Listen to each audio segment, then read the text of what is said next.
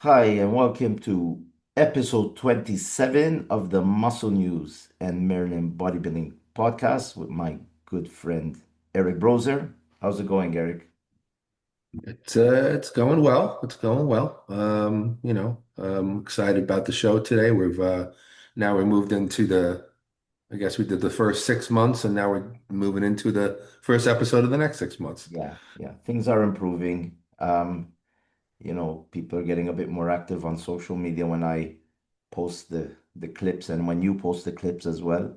Um, this past 2 weeks, I have to admit, I was a bit, was really busy sending out photos of a bodybuilding event that I took photos for, so I couldn't really edit, shorts from the past two editions, but I'll do them.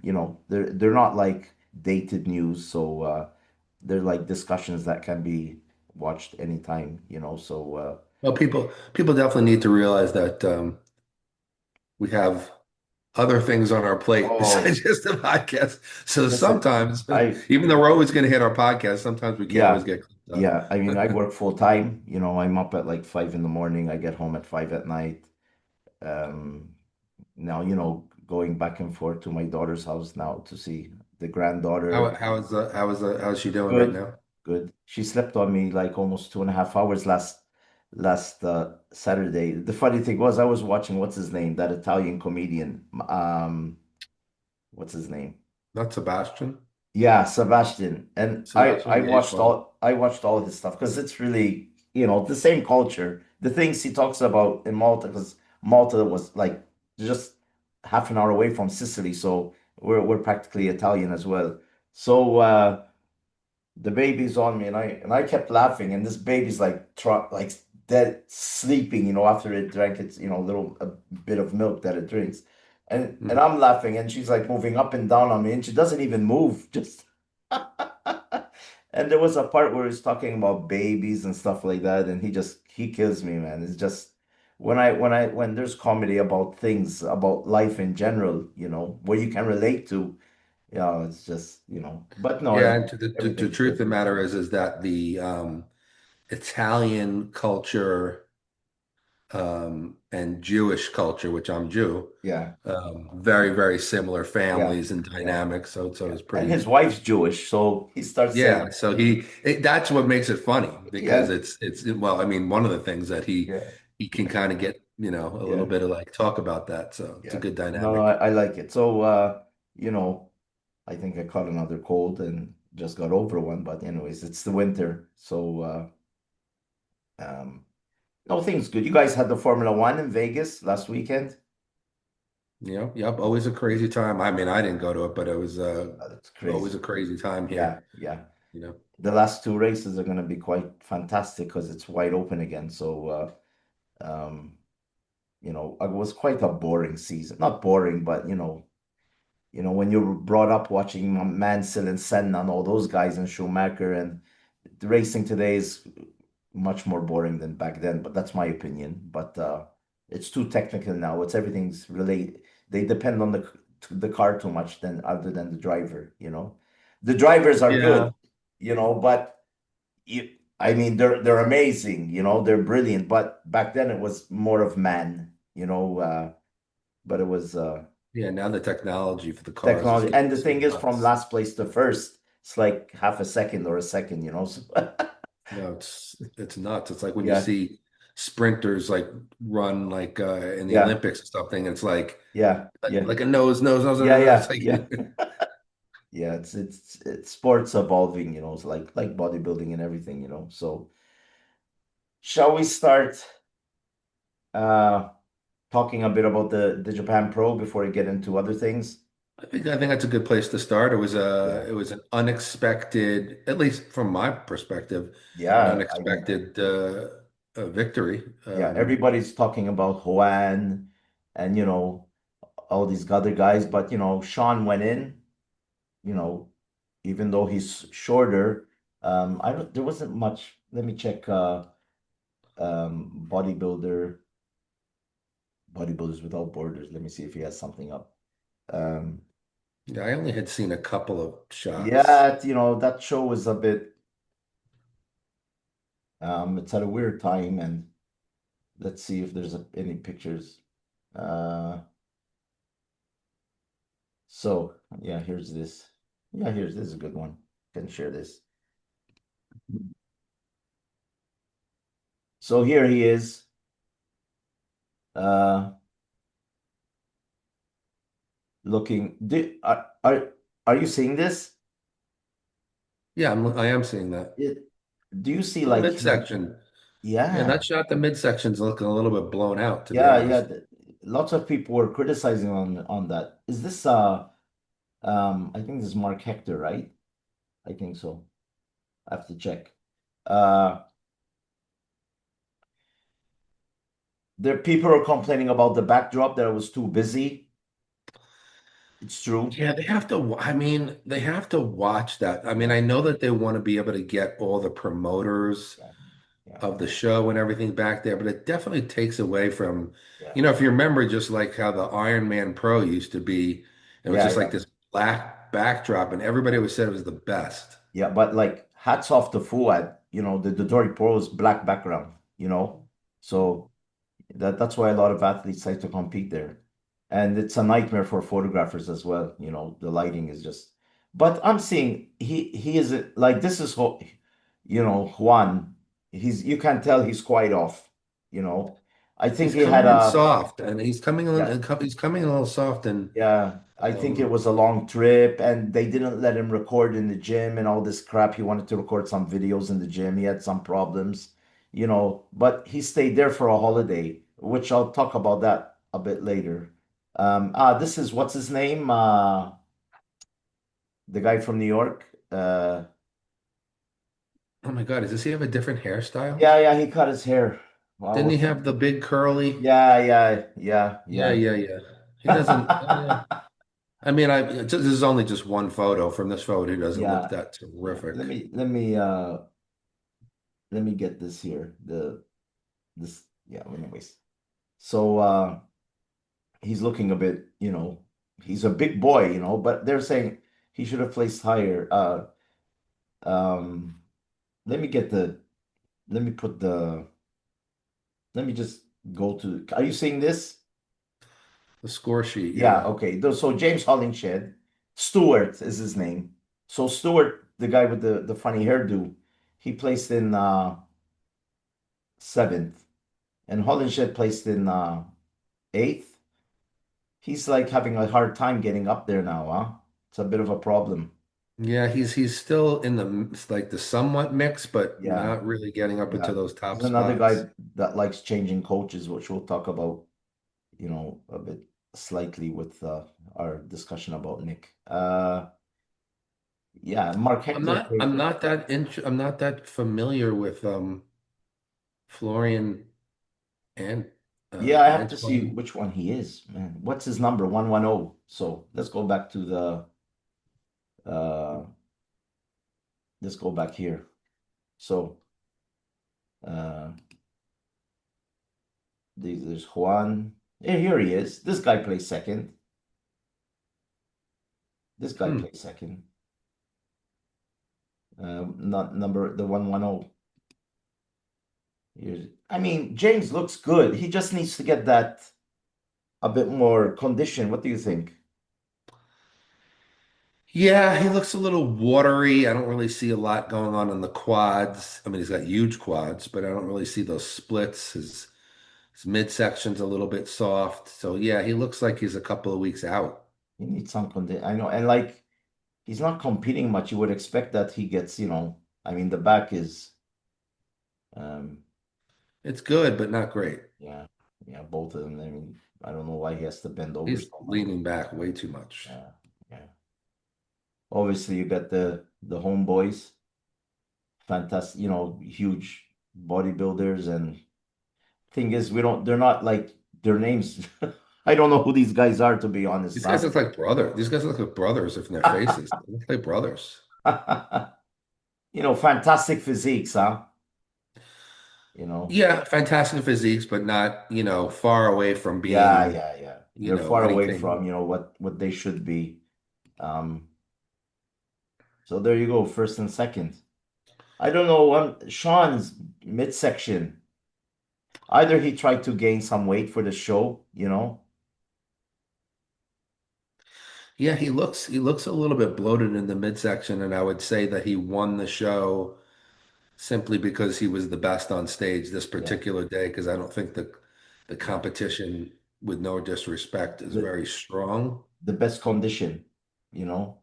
Yeah, I don't think, and I think that I don't know. I still don't know how to say. Is it Joan? Is it Jawan? I don't know how to say his name, Yeah. Yeah. but he easily should have won this show. He just didn't come in shape. Yeah. You seeing this? You seeing him posing? Yeah, All right. Um, yeah. he's I just think. had the I better mean, I wonder if Sean's conditioning. trying to get a little too big for his frame. Yeah, he's better be careful because he's gonna now he's qualified for the Olympia and he's Okay, qualified for the 212. Until okay. now, he can only compete in one, right? As far as I know, yeah. Yeah, that's how it is for now. So he can only compete in one. Saying that, should they change the rules a bit? And like, because he took the place of somebody, you know? If they don't let him compete at the Olympia, he took the place of a competitor. You know, that's the problem, you know. I mean, I think they should, if they can, let him compete in both, see what happens. Or they're I would. I mean, not that I have any power in the RPP, but I yeah. think that would be. I think that they should allow him to do both. Why not? He's qualified for both. Yeah, I mean, in amateur, you can cross over from, you know, men's physique and compete in classic physique or whatever. You know what You I can mean? compete in every class if you want to. Yeah. Just got to pay your fees. Yeah, yeah. I don't know why he can't, you know. I mean, if I was Sean and for some reason he's doing better in the open than, you know, all right, Keon tried once, all right, and he plays fourth against a fantastic lineup, all right. I mean, that was a real deep lineup that he competed with in Prague. So, Yes. you know, I don't know. If I was him, I would just not go in the open class. But this brought up other conversations again, discussions that it's more of a reason to cancel out the 212 and let everybody compete in the open, and who is good places and who doesn't, bad luck to them, you know. So there's that discussion opened up again. If they should remove the 212, you know, they're saying because if a guy like this can win a show, so can other bodybuilders, you know. So I don't know. Yeah, I don't think we're going to see that happen. No, But I think they ought to let if you're, if you're double qualified, I don't see yeah, any reason why you shouldn't yeah. be able I to know. I do it. mean, you know, it's a place. He took a place from somebody, you know. Now, going back to Juan, who was apparently the favorite going in, right? Everybody blew him up as the, you know, the favorite bodybuilder going in. There's a show in the last show of the year in his home, and he's not going to compete there. And a lot of the big guys are not going, you know. I can't I, understand why he didn't just go back to Spain and compete at home. I, One I more don't show, you know. get that. I don't get that. What? I mean, what? I can't understand that so you fly to Japan and compete against a lineup of what? 25, 30 bodybuilders, right? And you place fourth. All right, he's ranking in the points, but I think I have third. Didn't he get third? fourth. Juan got fourth? Uh, no, no, sorry, third. Sorry, Yeah. third. A guy named Jan Turek placed fourth. Yeah, he placed third. So you have now the last show of the year uh, in Spain, okay? Which is the what do you call it? Uh, God, what's it called? I'm sorry, I'm on the results page. Let me get to the schedule or the home page. Let me go back. Come up with the big man weekend, right? So until now, there is a guy named Ala Atris, Jordi Benelur, Brian Drago, Robert Bonono, Mark Hector. There's not many. One, two, three, four, five, six, seven, eight, nine, 10. 10 guys. And he would have probably been the favorite. Yeah, I don't see why he wouldn't do that. Doesn't make sense. It's in his hometown, you know. Doesn't make sense. That doesn't make sense. I can understand. I can understand, how these guys think sometimes. So he's been competing in so many shows, just one more to go. And he probably could have got his qualification to the Olympia. I don't Um, know, man, unless there's a health thing going on. But other than that, I don't know why he wouldn't do it. I mean, it I, makes perfect sense to just do one more. I don't know. I mean, we have to see. I'm sure more competitors will go in noticing that there's a chance for them to qualify, old bigger guys. It's weird. It's weird. I don't know, Eric. I don't know. But anyways, hats off to Shaun for making people look bad again. Well, yeah, he won. He won. He won. He went in, got I hope he gets paid because it's the same promoter of the Masters. Oh my God, I hope so. So The people from the Masters Olympia should be saying, "You better pay us first before you pay out this show." yeah, I know some still didn't get paid according to Phil. You know, he gives an update every week. You know what I mean? I'm not. I still think the Pro League should have stepped in because the like Bob said in a video I a couple of months ago that before this all exploded that you signed with the Pro League and the Pro League have to make good if the promoter doesn't pay. So, but somehow because it's the Olympia brand, it came on Jake Wood. But um, just pay the people. You're not saying millions. You know, No, you know what I no, mean. So yeah, you have to do it. You have to. pay the It's their athletes. responsibility, and they Yeah, should do it and lock make up everybody happy. lock up the money in those escrow accounts. Just Yes, lock it up and they go to the show. And once the show's ready, they release it. That's it. That should be the agreed, first priority. agreed, agreed, First, 100% the agreed. first priority. But unfortunately, it is what it is. So we're almost done for the year, and with the 2026 qualifiers. So that show's coming up, which is this weekend. So it's going to be interesting to see who's going to.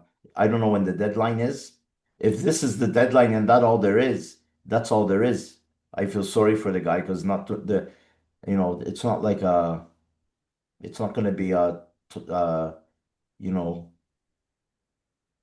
an elite showdown like what we would say. Like this used to be a really big show. You know, Either everybody's tired, you would expect the last show of the year, everybody going. I mean, if Nick Walker went to this, he would have qualified. Oh, yeah, quite The way he easily. looks, he would have qualified. Right I now, can't, yeah. I can't understand. Just fly to Spain, get your qualification, and go back home. You know, you're a pro. I think his sponsors, would have taken care of it for him.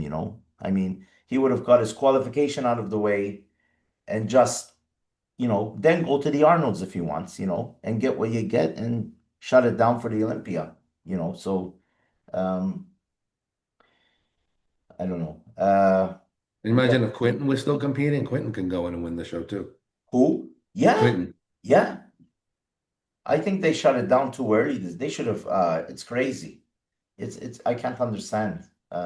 Hey, I'm going to leave the frame for 1 second. Hey, everybody, I just want to turn the fan on in my room. I'm a little warm. Okay. Be back in about 5 seconds. Yeah, we're gonna leave this in. We're not gonna edit it out. No, I'm right here. I'm just Yeah, turning. I'm yeah. getting my fan The on. only That's all. time that we edited something out is when I had a bad cough and I couldn't stop. I had to cough. There you go. I just had a stand. I had the fan on a very low setting, but for some Yeah, reason I feel warm. So yeah. It's crazy time of the year. Um, so anything else about the Japan Pro? no, I Nothing mean it wasn't really a controversial? very big show. Yeah, Congratulations to Sean, yeah, and uh, I'm surprised that I really would have expected it to be. I mean, as good as Sean is, I would have expected to be, especially because there's so much hype behind yeah, yeah. Joan or Juan, whatever. I'd love to get the pronunciation Juan, I think correct. it's Juan Bielsa. He Juan. explained it on Dennis James' show, and Milo said pronounces it wrong, but he said, "No, I'm gonna just keep calling you that." Well, I think that he could have come in a little bit better shape and Yeah, yeah, easily won. yeah. But I don't know why unless maybe that's why he's shutting it down because maybe his body isn't responding. Could be, could be. But I think the decision was made before he went that he's not going to compete in Spain. I mean, but All right, anyways, well, that's the Japan, bro. yeah. Um, Next week, and also there's the there's the IFBB World Championships in where are they doing it? They're doing it in my God, I think it's in Saudi Arabia. Uh, they are doing it in, jeez, not seeing it. Kobar. I think that's in Saudi Arabia. Anyways, they usually do it in Spain. Yeah, in Saudi Arabia. They usually do it in Spain. Um, it is the 79th edition. Wow. Yeah, this goes way back. Uh, I think it's the 79th edition.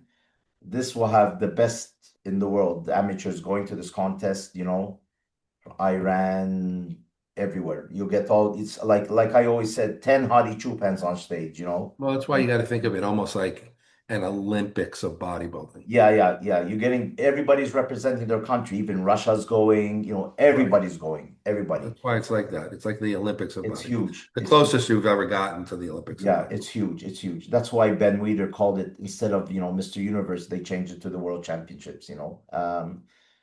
Uh, Funnily, lots of countries still don't know the difference between the IFBB and the NPC split. So they all go to these contests, and like I said, lots of countries tell their athletes, work your way up. You know, if you do well at the IFBB World Championships, then if you want to turn pro with them or go to the NPC as an amateur again and start all over, that's up to you. You know what I mean? But if you become a world champion, you're not going to take long to get your pro card with the NPC. You're already a high ranked bodybuilder. And then there's other athletes that want to compete like that for the rest of their lives. They just love competing at the world and European championships.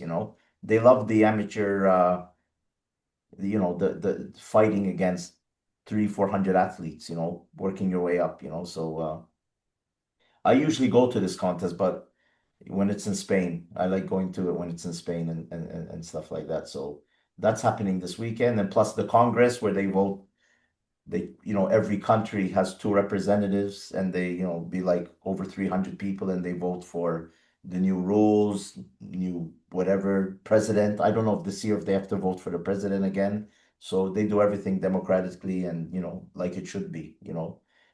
Before the split, Mannion used to be there or he used to send somebody there, but unfortunately it went that way. So it is what it is.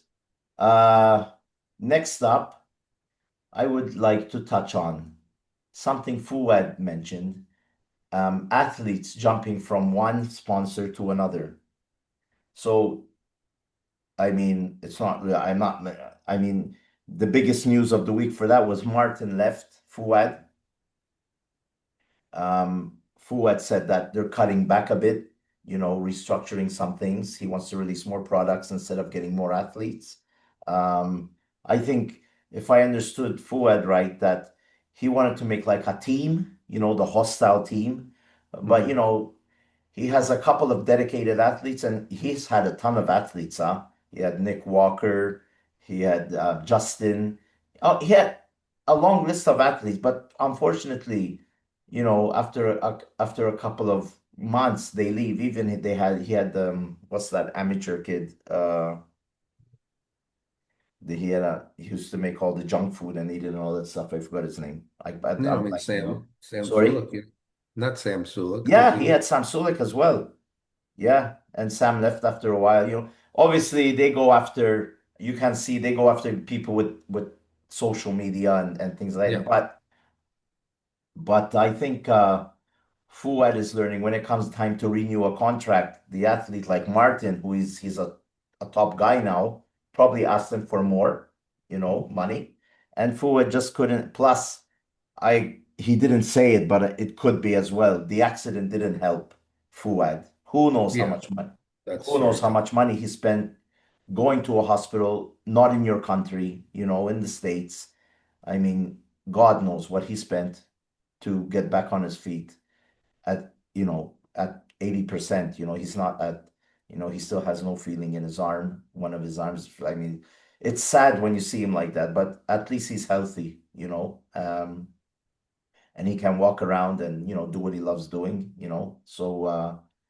But I noticed that it's nice to have a company that supports you, right? All right, they might not be paying you as much as other companies, but you believe in the brand, you know?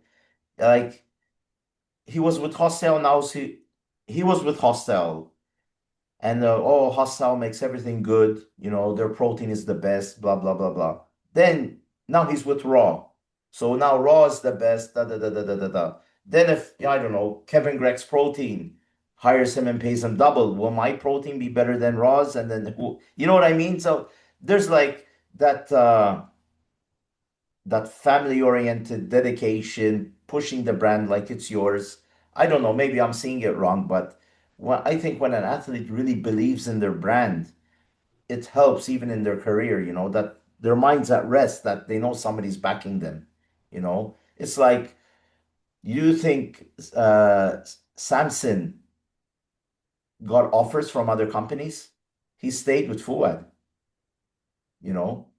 I'm sure other companies paid more than Fuad to get him on board, you know. Yeah, I agree. I see where you're going with this topic, and I agree with you. As somebody myself who's worked with a bunch of different supplement companies, um, I think that one of the most important aspects, and I don't know that everybody follows this because I think a lot of people will, and I can understand it. If somebody dangles a lot of money in front of you, you're like, well, I want to make a good living and and I want to provide for maybe my family or whatever. But I'm the way I've always treated working with supplement companies myself, and I've worked with some big ones, EFX, Allmax, Gaspari, a whole bunch of them I can rattle off. But one thing that was always extremely important to me was that I believed in the products. Like I did get offers from some companies in my career that were a little more lucrative to me,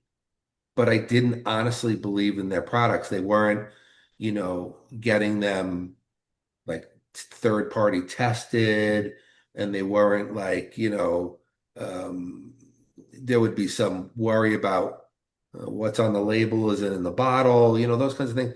And I would never want to be associated with that, even if I was being paid a lot of money, because to me, my name, my integrity, Yeah, my respect that I have in the industry would be affected by that. yeah, So I would always hope that anybody who represents a supplement company would do their due diligence and look into the company and make sure they're doing the right thing in yeah, terms of testing their products and their raw materials and things like that. And then also try them themselves and give them a period of time yeah, to try the products and make sure that you really like them and yeah, that they really are effective for you because as a representative of a company, you should be able to not just be holding up a pre-workout and going, yeah, this is the best in the world when Yeah, yeah. you don't even really use it, or Use maybe use code Kevin Grech, to save 10%. You know what I mean? yeah, and sometimes a lot of these guys, and I know for a fact, they say that they're getting paid by one company, but they're actually using somebody else's pre-workout or Yeah, protein yeah. because they like it better they're doing that under the table. Nobody knows.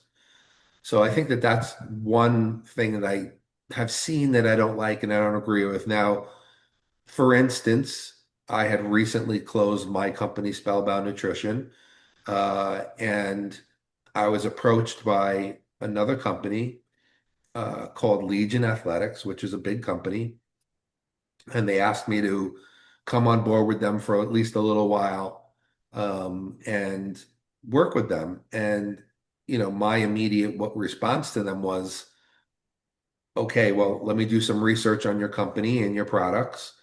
And also, please send me, I gave them a list of certain products that I like to use and let me try them for a while because I feel like I need to really see how they work and, and make sure that you're testing your products, so on and so forth. I want to see the ingredient profiles. And that was important to me. So I did that for about, 2 months. And consequently, I'll just say here that I'm actually going to sign with them, with Legion Athletics. Cool. They literally just sent me the contract. And it's going to be a little bit of a short-term thing for a while because I want to see how it goes. And but I'm excited to work with them. But like I said, I've used the products and I really enjoyed, everything from the mixtures, the flavors, Yeah. how they made me feel, how they digested in terms of protein, this and that. So I believe in them, and I'm gonna push them from the standpoint of, you know, that I am really saying this is good stuff. Great, great. So I feel like sometimes, yeah, there is a little bit of an issue with, um, and it's just kind of a tough one because I do understand like when if somebody's offering you XYZ and that's four times as much as you were making with the company Yeah, no, before, it's it's true. very tempting to do that no matter what because, you're making more money, and you need Yeah, this is it your is. living. But it's like, listen, like football in Europe at the moment, soccer. So you get a player that's playing in a top league like in Italy, right? One of the top three leagues in the world, right? And he's making 8 or 9 million a year, all right, which is good money, all right. I'll take it. I'll take But then you it. get a team from Saudi Arabia, okay, where you never see their games, okay, and they offer him 80 million a year, all right. Lots of guys that are in their late 30s will go. They'll say, screw it, I'll make 2 years, I'll make this money. But players that are in their still at their before their peak, in their late 20s, they refuse it because they want to keep playing with a historic team that plays in the best because there's the league, Champions League, and all these other competitions with that team. And they'll say, I want to play at the highest level. I don't want to go, not saying the level in Saudi Arabia is crap, but it's not at that level. You know what I mean? Now, a lot of players have went, they make these star-studded teams, but where do they go? You know what I mean? It's like the Olympia. You can compete in other federations, but they don't lead to the Olympia. You know what I mean? So they prefer, it's like when there was the WBF and there was Joe Weider. The WBF offered guys 2 to 300,000 in 2 years or whatever, more money than the IFBB, way more. But what happened? They went bust. And guys that stayed with much more lower income, stayed with Joe Weider. They had the Olympia, they had the Arnold Classic. So, that there's like that. It's like with the protein companies as well, the supplement companies. Um, my experience with supplement companies, I'm not going to mention names. I had a couple but when I had a company, I used to pour my heart out with them. Like my social media pages would just be like it would be like it's theirs. Like every third post would be theirs. I would take videos of mixing, the stuff they send me, like the protein drinks, making stuff with them, trying them, you know. Um, but unfortunately, with the politics and bodybuilding, because I'm friends with one side of the IFBB. Some people don't want to be associated with them, even though the majority of athletes that buy their products were from the other side, you know, they would cut ties. And like basically the last company that did it to me just cut the legs from under me, you know. I was like, that's it, you know, I give up, you know, because I really believed in the product. I was making good money. They were making good money because I was selling. I was happy with the pay, you know. The products they used to send me, the merchandise, you know, every month I would get them from sending them from across the world to me at the end of the month, you know. But unfortunately, people are scared of certain politics and you know, they let me go. But other than that, when I have a company and I know that they have faith in me, I put them before anything else, you know. Um, Thankfully, I'm in the works with a huge company with my good friend. I'm not going to say at the moment, but at some time next year or this year, I think next year, uh, some people will know and I think they'll be shocked. But this is something that's uh, I was offered and I just said yes right away. A lot of work has to be done, but I'm up for the challenge, you know. It's not really about money. It's something that we have to build, you know what I mean? So I like a challenge, you know. So but I think getting back to that subject, Eric, I think some companies now are starting to be like what you know, I think there's going to be a trend where companies are not going to take notice of athletes anymore. They're going to invest in their own products like Fuad is doing, you know. I instead of paying an athlete 200K a year, I'm going to invest it back into the company and come out with more products and better products, you know, and maybe have two top end athletes and not have a five or six, you know, like Aaron. Is it Aaron? Aaron Singerman? Yeah, Aaron. Aaron. Yes, what athletes does he have? He let everybody go, right? He had a lot more, so He he had had a lot more, but he changed, you know, the direction of the company after, you know, after all with everything that went, you know. I'm seeing like, you know, it's like Jay Cutler doesn't have athletes, you know. very very like he doesn't have any paid Yeah, athletes. I think he just has like affiliates, yeah, like yeah. that He doesn't have any. I mean, ambassadors. so, what's his name? Lila Brada. Who does he have? One or two No, guys? his son. Yeah, Gaspari. What do they have? Before he No, had a whole line of athletes, you know. yeah, I think he just still has like Hide. Yeah. That's pretty much. So they're You're right though, because you used to remember like when Muscle Tech was big, holy and crap. they had like 15 of the top IFBB Yeah, pros at one time. yeah, Like that was the thing. yeah. And they And were now making, you are correct. You're seeing now that it's yeah, not so much about the athletes yeah, anymore. It's yeah, more about product development yeah, and those big contracts, then it's harder now. You got to spend your money in different yeah, places. yeah, And I'll tell you one other thing, and somebody could think this is controversial. Not, I don't really care. It's not a bad thing, not disrespecting anyone.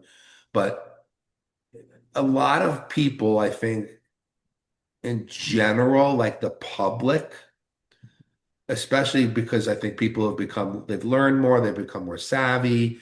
yeah, It could be just the science coming out. It could be Instagram and Facebook and TikTok.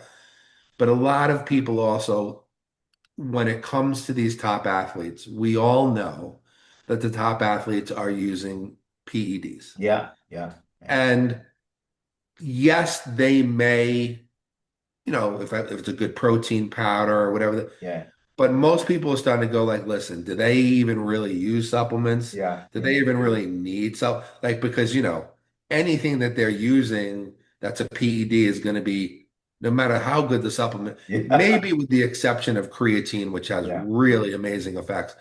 But like, are they really using it? Is that really what built their yeah, physique? yeah, I So know. I think that a lot of people, and I think that that's one of the reasons why some of the supplement companies are backing off on that stuff Yeah, because they realize people are realizing it, and that's why you're starting to see supplement companies have more influencers Yeah, than yeah. IFBB athletes, Listen, you know? if they want to get their eye products in these shops, like grocery stores and things like that, you have to have the right marketing. You can't have something that's not attainable on the box, Yeah.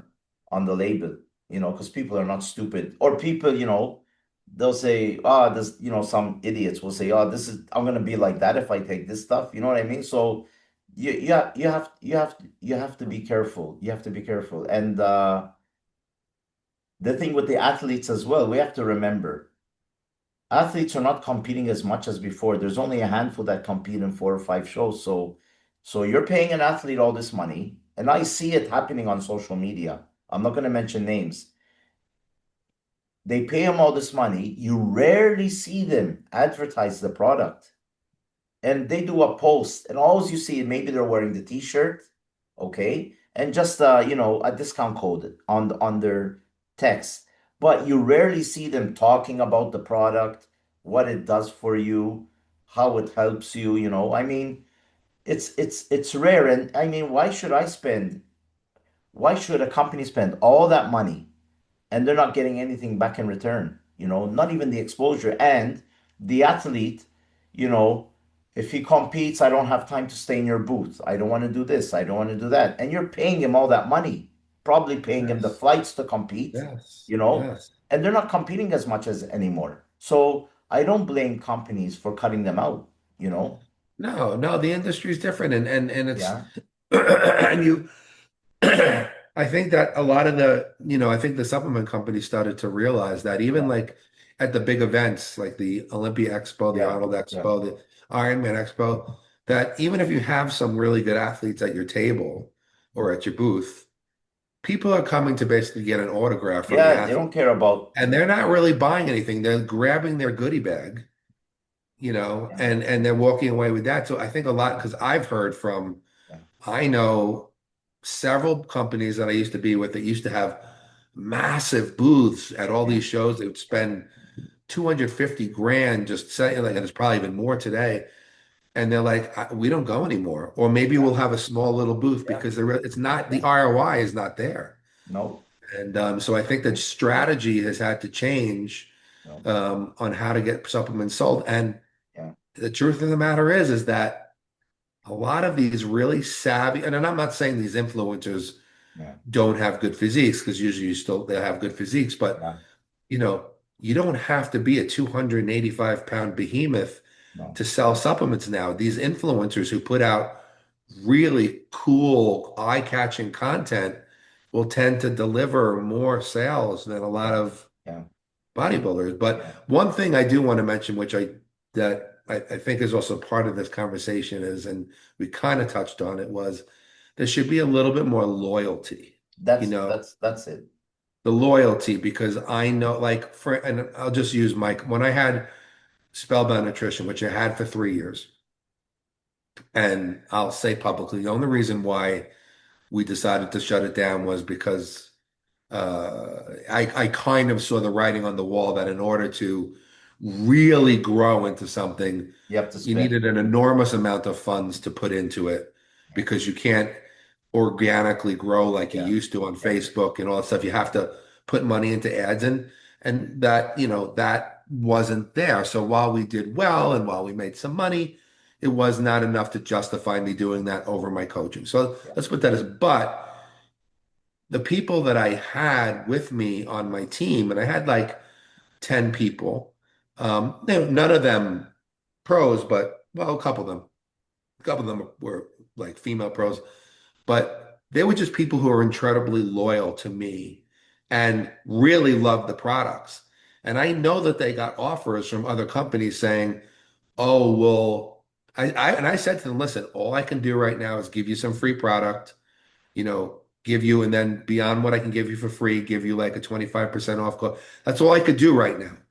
And they got some offers from other companies, some of them, and they were like, "We're not going anywhere. We don't care. Like, yeah, we're loyal to you." And that's something that I think is missing in a lot of places. Like, sometimes if you're with a company that's really, like you said, treated you well, stood behind Yeah. you, really, really like promoted you when you win shows, or they would promote you and they'd get behind you. Yeah. And then when another company comes along and says, "Hey, what are you making? You're making 50 grand a year, we'll pay you 100." They Yeah. go, "No," because they're loyal to the company and the Yeah. person that they're with. Yeah. And they realize one day they'll grow with the company. And I think that some of that is missing as well, which is sad because I'm Uh, a huge believer in loyalty Yeah. to people. I've always tried to be very loyal to the people that I've been with, And and so and some of and that's missing as and I well. think it's the athletes themselves that are ruining this. It's not the companies because all right, you win a couple of shows, now the new contract, I want double the money or I want this. No, just grow with the company, man. These guys are pumping money out, which probably you're not getting back for them, So, I mean, unless you're like a Mr. Olympia and like loyalty, SciTech, for example, right? They had Brandon. He left. He started his own company. It went, it didn't do well. Something happened. What's the company that took him back? SciTech, you know? Yeah, It's uh, loyalty. All loyalty. right, try your own thing, see how it goes. I hope it does well, good luck. It didn't do well and they signed him back. Yeah, I yeah, don't think Brandon went crying to them, but they probably offered him again, listen, you want to come back?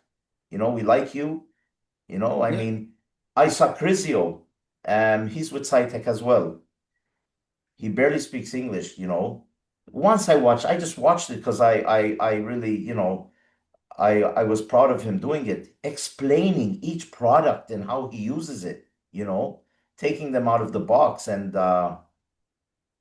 explaining the way he could to people, how it works and how he mixes things and what time he takes them. He really put in the time to show the athlete, his followers how he uses SciTech. So when I see it's funny. I like watching athletes talk about the products they're taking, because you learn. They should. It They you should talk about that's what they're there I for. I love it. I prefer to watch them talk about that than training sometimes because it's educational and you learn about their products. Um, but anyways, it I think there should be more loyalty, and I think in the future the majority of big companies are just gonna focus on their own thing, go mainstream, and try to get other type of athletes. Well, listen, you know what? You need to have, since there's no magazines anymore, we used to be able to put out ads. Yeah, yeah, People would see. yeah, Since that's not a thing anymore, you definitely need people to go out there, especially because social media is so powerful, yeah, to show people the products and get, oh, I've never heard of this before, or yeah, oh wow, they're coming out with a new flavor. Like you yeah, need that. But really, honestly, what would we rather really see? A ton of money go and again, I would never want to take money out of an athlete's hands because, that's part of the living, but it's not the same living it used to be because, these guys used to just turn pro, and if you were good, you get handed. I mean, some yeah. of these guys were making 500 grand a year to just, I know. whatever. But wouldn't we rather see the companies put the money into producing really good, amazing products of the highest Yeah, quality yeah, rather than having the athlete of the month yeah, promoting it? yeah. We'd rather Or see the money go yeah, there. or they can the money they save from pumping them into the athletes, they can, for example, the New York Pro, instead of the top prize being 70 grand, each company gives 5 grand to Steve, for example. Another very good idea. Another And very good idea. and they're gonna get advertised. They have to promise them we're gonna advertise you like hell. And that's they probably will get more back from that. Or, if you give That's us the money, we'll give you a free booth. that's actually a very good idea, actually. I didn't even think of that. I think that You know, if, let's say, the promoter's saying the first prize for this show is 50 grand, yeah, and then maybe one of the companies goes, we're going to give $10,000 to the best poser. yeah, And then yeah, this company says, we're going to give another $10,000, which you could spread the prize money out Yeah, against the or on the top yeah, of. I yeah. think that would be a very good idea, a very good way of promoting your Yeah. company. So if the athletes are, not respect, so they'll put out the money and they'll say, you want the money? Fight for it. You know what I mean? It's there. Yeah. So I think some companies can do that, and it probably work in the long run. So Yeah, I think that's still I still see understand the importance of having yeah.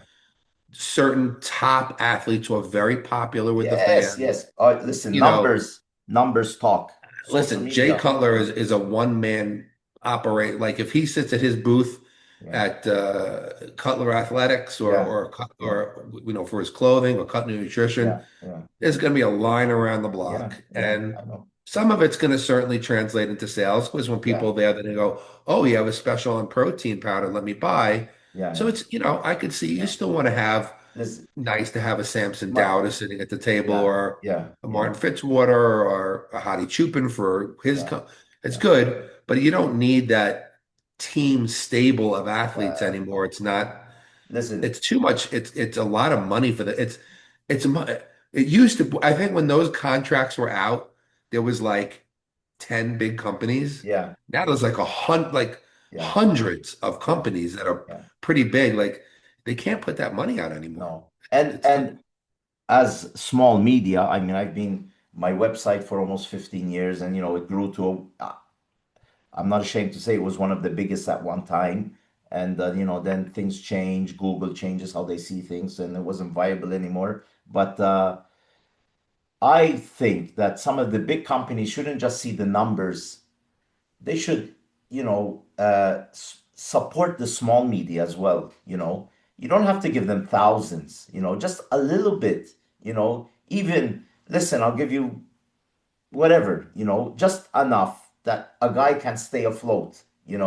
And like the guy will say, listen, this is covering my server costs, or this is great. I'm getting some free protein, I'm getting commission, and the company is not really pumping out a lot of money, and they're supporting the smaller media companies because the money they can put out and get coverage with five media companies than what they used to pay like Flex or whatever, I'm sure it would have been cheaper, much cheaper. And in the long run, it probably would have worked nicer because they're spread over five different companies, media channels, everybody pumping their products. But, that's my thought that, there should be some investment in the smaller fish in the sea. But, anyways, one Well, last and there was example, one last example is Flex Wheeler. I saw him in Spain at the Arnold Classic.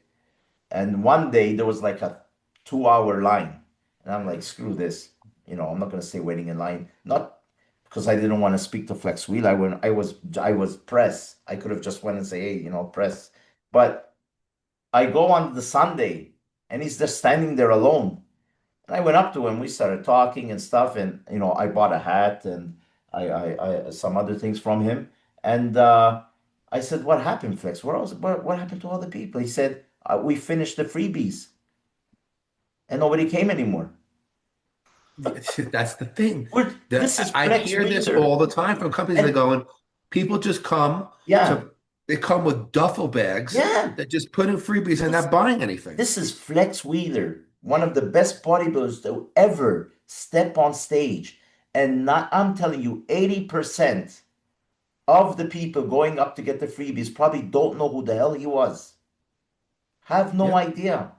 right. Well, because now you have to be a more mature lifter to know who he is. And the new Yeah, guys, yeah, they're like, oh yeah, I think I heard of Flex. You know what I'm yeah. saying? Put put with all due respect, the greatest ever. Put Lee Haney at a booth at the Olympia and don't make anything, don't make no promotion, and just let him sit there and see how many people go up to him. And then put the Trent twins in the booth next to him and or see what Sam happens. Sulek, Huh?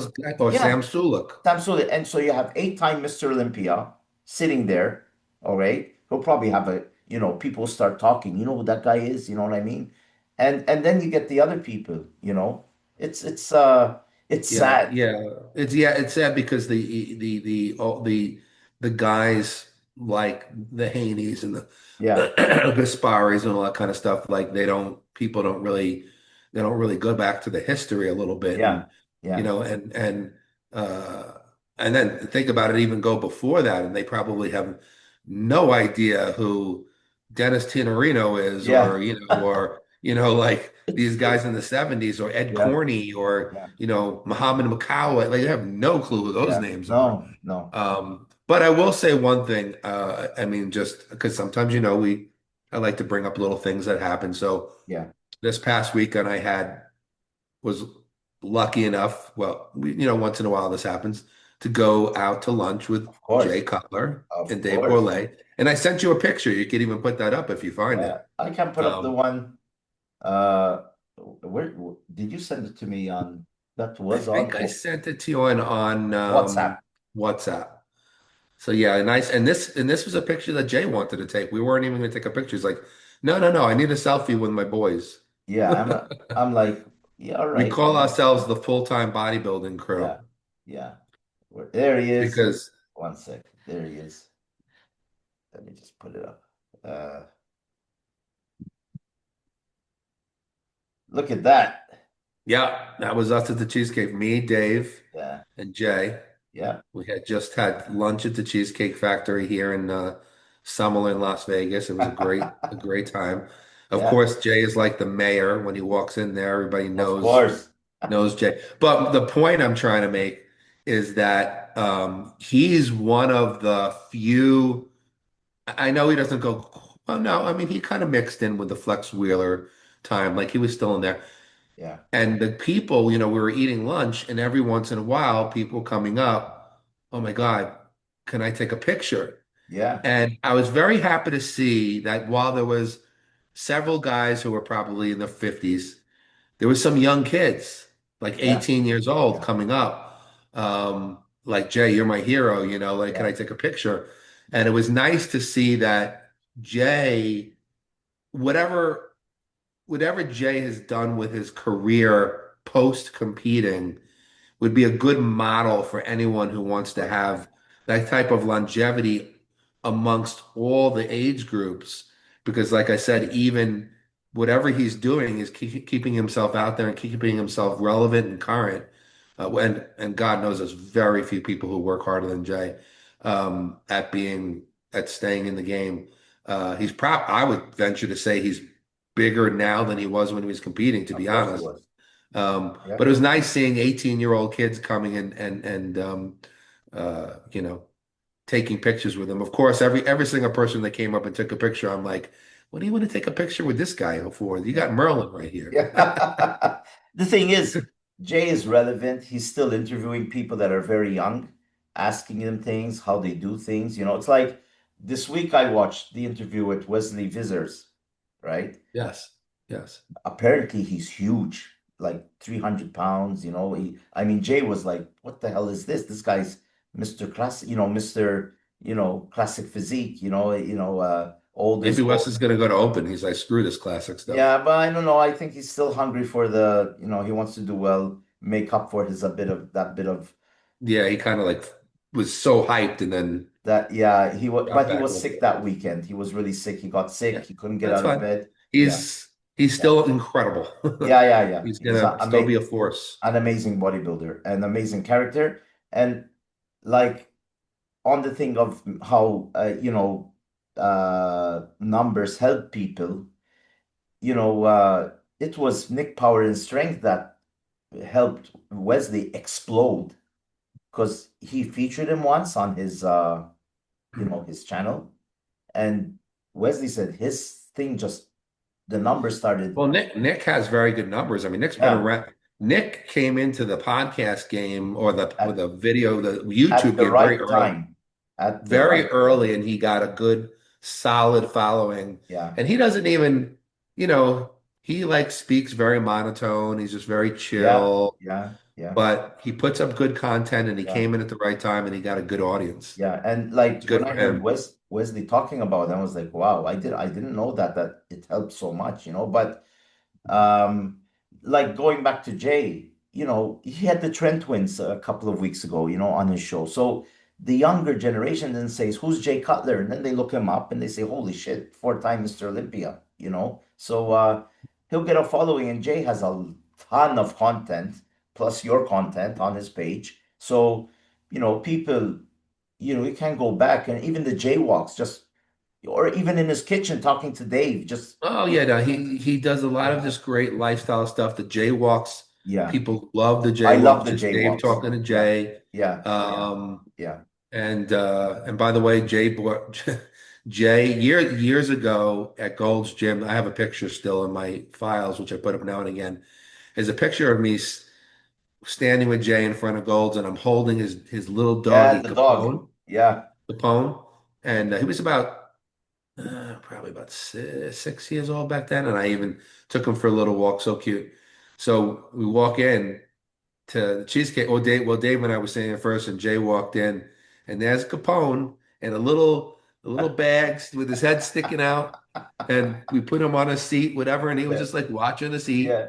whatever. You would And you would so, think and he, it's so funny because he's this big, and yeah, not that Jay's anywhere close to the size that he used to be. He's yeah. probably about 230, You would but think he's still a big guy. you would have those bulldogs or a Yeah, Rottweiler. you think that Jay Cutler would Yeah, be walking around with like a pit bull, but yeah, no, yeah. he's got these little tiny Yeah, do you things. ever see him in the jaywalks? Then he'll be walking with the dog. It'll be really windy. This little dog will be like going everywhere, and if it Yeah, sees a big dog, it will like go mad at him. because I think little dogs don't realize that they're Yeah. little. And They think that Jay they're just big. grabs him or her and just walks. He's very protective of his little dogs, but yeah, so Yeah, Capone was there. It's fun. But yeah, I just wanted to actually just want to bring up because it came into my mind yeah, it's cool. thinking that It's cool. that was kind of cool to see. Yeah, It's something that I noticed because I noticed like there was a couple of young ones, but this 18-year-old kid, and Jay's like, yeah, "How old are you?" And he goes, "Oh, I'm 18." And Jay goes, "That's when I started." And he was like, yeah, "Really?" So I yeah. was like, "Yep, you see, you could be four-time Mr. Olympia. You started at 18." Listen, But anyway, it was a good that topic, I think, that we just yeah. covered there. Listen, that goes back to that goes back to like once I met George Chuvalo, twice I met him in Toronto at the gym. He fought with Ali, and Ali, he was the Canadian champion. He's still alive. He has an incredible story, a hard life, but anyways, Ali couldn't put him down. He couldn't. That's 15 rounds. impressive. That's And I went impressive. up to him, and he was back then. He was in his 60s, and George Foreman was coming back. I said, "Hey, George, you gonna come back?" And he said, "First of all, how can a kid that's 17 know who I am?" And I said, "One, I love boxing just as much as I love bodybuilding." I told him, and I said, "One, in my parents' house, uh, near the furnace, there's a picture of you and Cassius Clay back then fighting. And I still have that picture till today." And he said, "Wow, man, I'm really proud." He really loved it and his nose was, you can tell this guy had a life of boxing, Yeah, it's just beat and up. he really was happy that I knew who he was. He said, "Man, nobody ever came up to me that young and talked to me about a fight that took place in the 70s."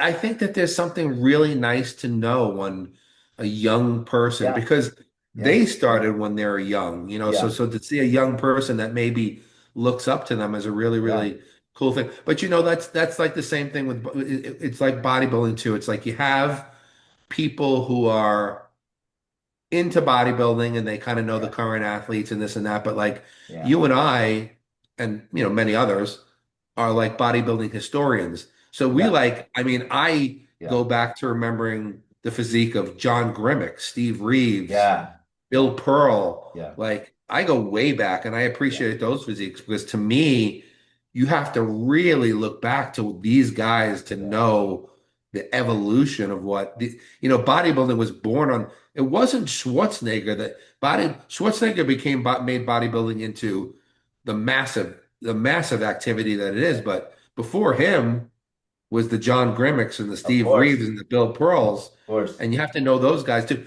And honestly, if the young guys would look back at some of the physiques that these guys had yeah, with no drugs yeah, and no equipment other than barbells and dumbbells, yeah, these guys built physiques that if they were like if Bill Pearl at his best walked around into a gym today, people would be like, Today, "Holy crap!" yeah, yeah. I want to show just one thing before we go to the next segment. My buddy Ray Kassar, the famous photographer, right, has Hmm. probably the most complete magazine collection in the world. Uh, I don't know, probably killed me for sharing this, but I'm gonna share it. No, he won't kill you. You know he's you. Look what he bought this week. Wow, that is He managed to get it from an auction. The book of wow. Sando, how to obtain strength and how to obtain it. This And is if from like, anybody doesn't have an idea, this is the original right here, yeah, the he the managed. beginning of Yeah, bodybuilding. he told me he was trying to get it through auction, and he managed to get it. And if you I notice, bet you paid it quite a lot of money I for don't know, that. look at the back. Are you noticing the magazine? I'm looking at the books. A lot of them though are in Chinese or From Japanese. I'm all not over the sure. I don't world, know. all over the world. I can only imagine. I would love to go to this guy's place and look at his His collection. pictures are in every magazine all over the world. He, when he meets a bodybuilder, we have to get him on the show one day. When he meets a bodybuilder, he comes out with magazines that the bodybuilder doesn't even know about sometimes.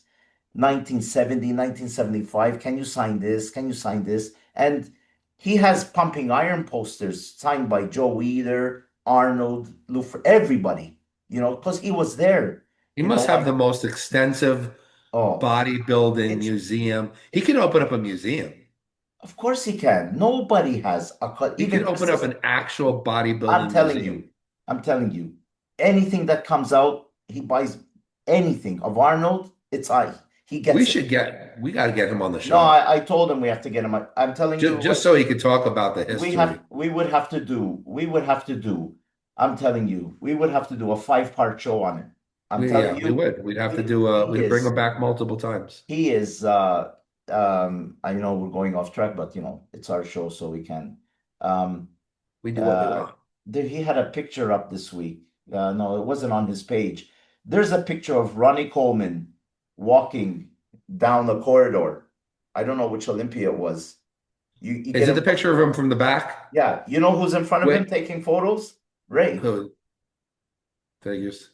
I remember that picture because his back was the size of a planet. Yeah, yeah, that's the one. He's the red trunks. And the thing Yeah, he is, was ridiculous. Like I've nothing today even yeah, compares to and the that. thing is, other than the magazine collections, the negatives that Oh, nobody has seen. he's I'm yeah, telling he you, has I'm his. telling you, Eric, when I'm talking to him at a I just listen. And wait, does he live in Malta? Yeah, he lives in Malta. He's One day I American. want to go to Malta just He's to visit Maltese. you. He's I Maltese, would but visit you yeah, and hang out with you in Malta, yeah, and then you take me to see yeah. him. He used to live in New York. He's been to the Night of Champions. I don't know how many times. Oh He's yeah, been to Ferrigno's gym when he used to train there, that gym of that little pumping gym, iron. He yeah, knows in Brooklyn. he probably has photos of that place when it was still, who knows what he has. I mean, How old is that guy? he's in his 60s, 61, So 62. he just got into it early and just Yeah, like he got to know the right people. He worked with Muscle Time, toured the world, took all the photos. yeah, I don't know yeah, how many Olympias he went to. amazing. Um, very good friends with Arnold. I Could mean, you imagine the stories that he has to no, tell? I'm telling you, never ending. The stories, not the stories that you tell of who he sat down with and the conversations he's had. exactly. And even like, for example, Arnold, I saw it in front of I think I took the only picture of him, talking. Like Arnold calls him by first name, Arnold doesn't call too many people, he knows them very well, they're really good friends. So it's incredible, it's the history. It's history of it's certain people are around that I think, he's really shy. He doesn't like, but I push him, I said, Ray, you got to get out there, man. You got to let people know the history, you got to Well, write a book. is he on Instagram? Yeah, he has Instagram, he shares Yeah, a lot. you're gonna have to make a Yeah. segment out of this and send it to him. Yeah, I And we always talked send him about the him. pieces. I And we always talked said, about him. and Yeah, but here we really talked about him. So yeah, he really loves it. I mean, he deserves it. He teaches me a lot from photography of bodybuilding and the history of the sport. And The things he used to see backstage, I mean, he's always backstage and, That's what I'm talking about. you He know, must uh, know and see things and have yeah, seen things that yeah, nobody else has yeah. seen. Oh, I'm That he telling could you. tell stories that are Yeah, like yeah. incredible. He does all those muscle time videos. Remember them? I remember Muscle Time videos Yeah, he was 100%. I there. didn't even realize that that was him, but now Yeah, I he's know. there taking the pictures in the room. Yeah, Somebody will be doing the video and he's taking all the photos, so yeah, it's amazing. But anyways, let's yep. move on All because right, so where are we up to now? What do we got? so sponsors now, before we get into the looking back at a contest and Ask Merlin, we have Nick. Uh, Yeah, a little short thing on Nick yeah, he that I didn't had he seen. didn't call you Eric yet. Yet. He'll Come call on, you. Nick. I swear to God, I know I can help him. But Or at least one thing. Okay, so it's what? positive. He didn't get anybody. Well, yeah, at least he didn't. Yeah, But so if people don't know what we're talking about, I know that there was an Instagram post by Nick where he basically said, "Well, I guess it's time for me to announce I'm coaching myself. yeah, I'm coaching yeah, myself." So he's decided not to go with anybody. We yeah, can get into in a moment whether we think it's a good move or a bad move. And he said that, but he's going to have some close eyes around him. yeah, Um, so maybe he'll send me photos and I get to see. yeah, Uh, yeah. he'll show me some stuff that's going Listen, on because I would love to contribute to him.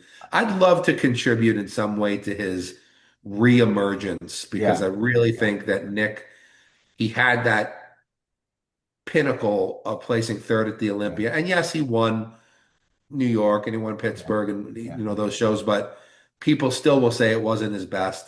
Um, and I Second would at like Pittsburgh, second, I second think. in Pittsburgh. I'm sorry to Derek. Yeah. Um, Arnold but Classic, he won. Yeah.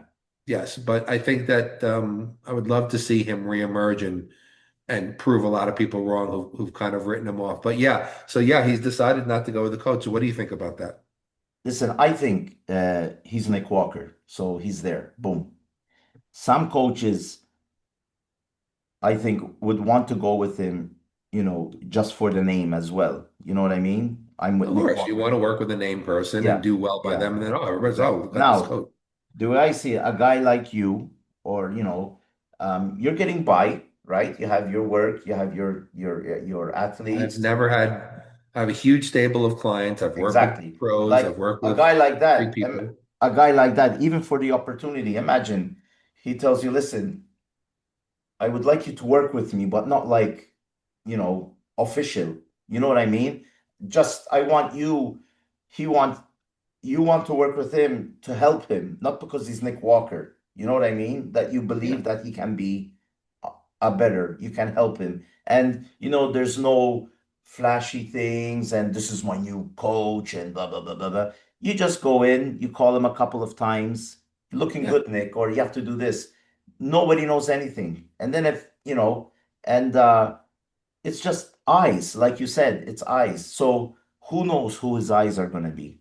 You know what I mean? yeah, yeah. So Well, listen, to that point, I'll just say like I have worked with some celebrities, of course, yeah, Hollywood celebrities, and I've had to sign that the you agreements, the yeah, yeah, non-disclosure, whatever it is, and okay, like yeah, I understand why they whatever. What I mean, listen, of course, I want to be able to say I trained this one, I trained that one. Sure, but I didn't get bent out of shape. That's yeah. the deal. No, So it would be no, the same it's thing. true. Not that Nick would make me to sign something, No, no, but if no, Nick no. ever just said, "Hey, Eric, I want to be able to bounce ideas off Yeah, you. I yeah, want to be able to show you pictures, tell me what you yeah, think." yeah. You know, I mean, That's it. I would do it happily. Yeah, yeah. Would you, or And I would, maybe, you know what? I wouldn't even ask for any money. I would just yeah, want to help. yeah. Would you fly over to Florida, wherever he's living, and do a week with me training? Because he trains like the same style as you. I, Very you, close. you could, in the background. I mean, it's the same. I've had people call me before they do popular people, before they do major interviews of bodybuilding, asking me about the bodybuilder. And they wouldn't mention me, nothing. But for me, I know that I helped this person and that's it. It is what it is. But I think it's a good move. Let him try. I don't know if he's doing the Arnold. If he does the Arnold and places top three, for me, it's a success. You know, if he bombs out, maybe he'll say, I might need a coach. You know what I mean? Well, But at one least, very famous bodybuilder who was always in incredible shape that refused to ever have a coach is Mr. Shaun Ray. yeah, yeah, He never had a coach, and he yeah, always showed up in shape. yeah, yeah. So it can be done, But and back there then there were is. eyes. Back then they would go to the gym, criticize each other. Well, that's the thing is, I Yeah. think that even if you're gonna go that route, you definitely want eyes, not yes men, No, no, no, no, eyes no. who No. will be critical because anybody who's competed knows that when you start getting closer to a show, Yeah, yeah, you don't see exactly. yourself the way others see you. You either see yourself looking way better than you actually Mm, are, or the yeah, opposite, and you don't give yourself enough credit, you freak out because the low calories, the yeah, stress, the lack of sleep, all this stuff, it makes your thinking, and I see it all the time where people will just be like, "Oh my God, like I look like crap. I feel like I don't even," and I'll be like, "Dude, you look great. yeah, Calm down." And I wouldn't tell you look great if you didn't.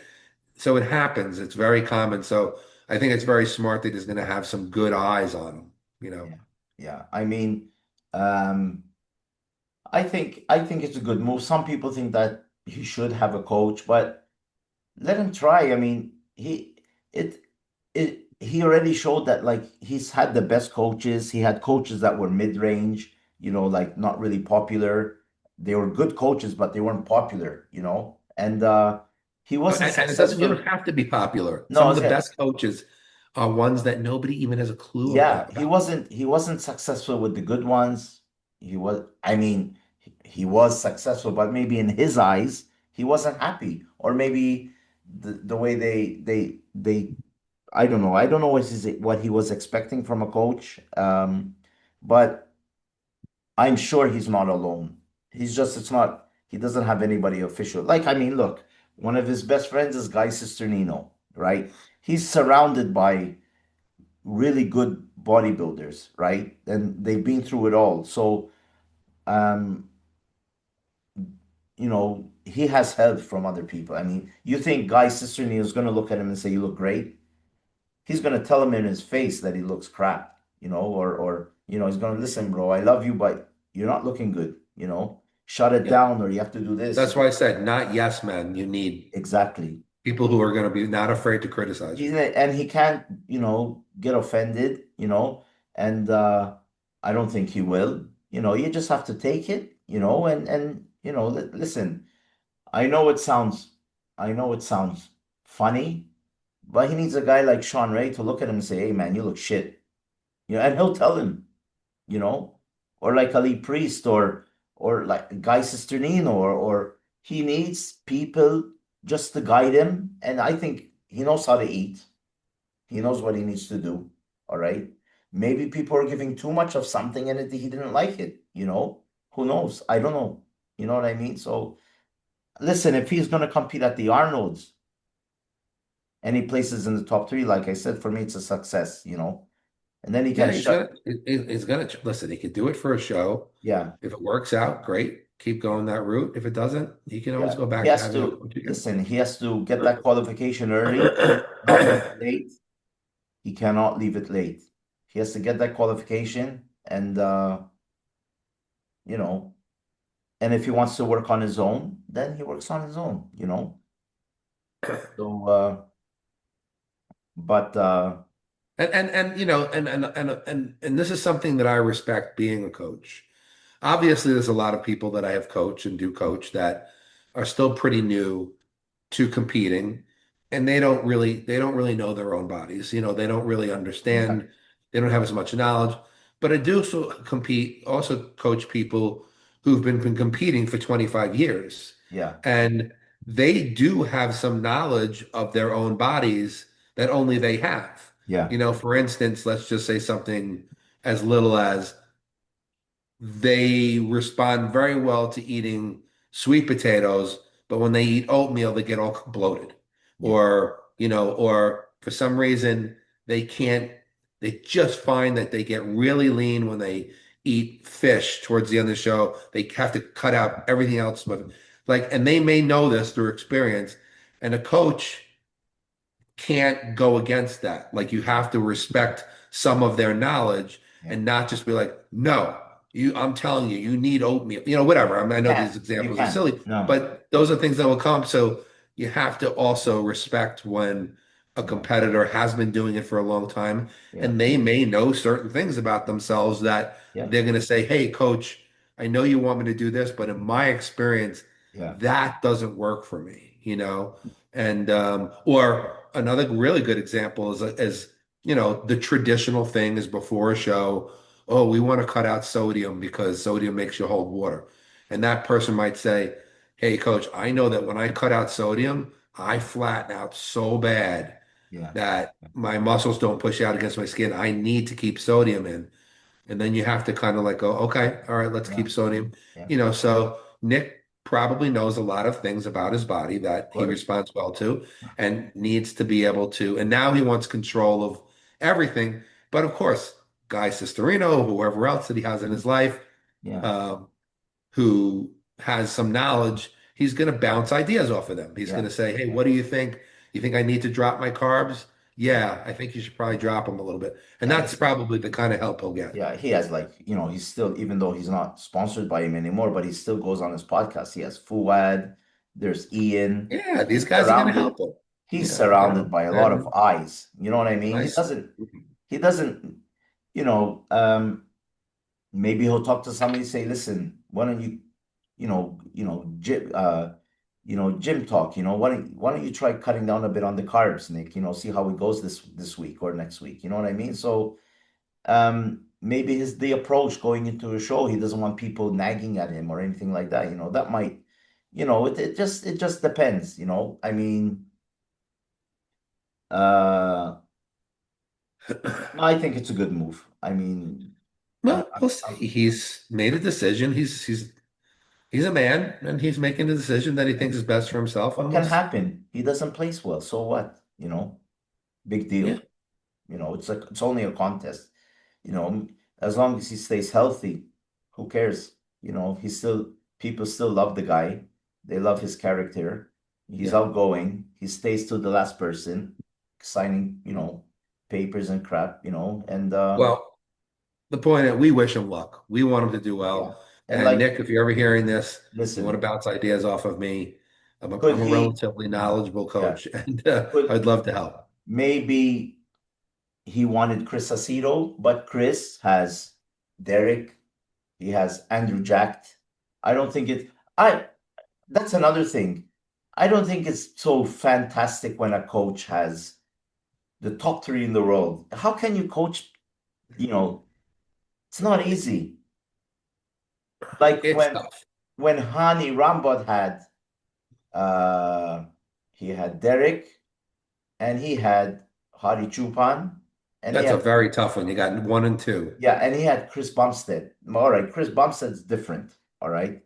But even the focus, I mean, you wake up, can you imagine waking up Saturday morning or Sunday morning? You go to Derek's room, and I imagine he's not at 100%.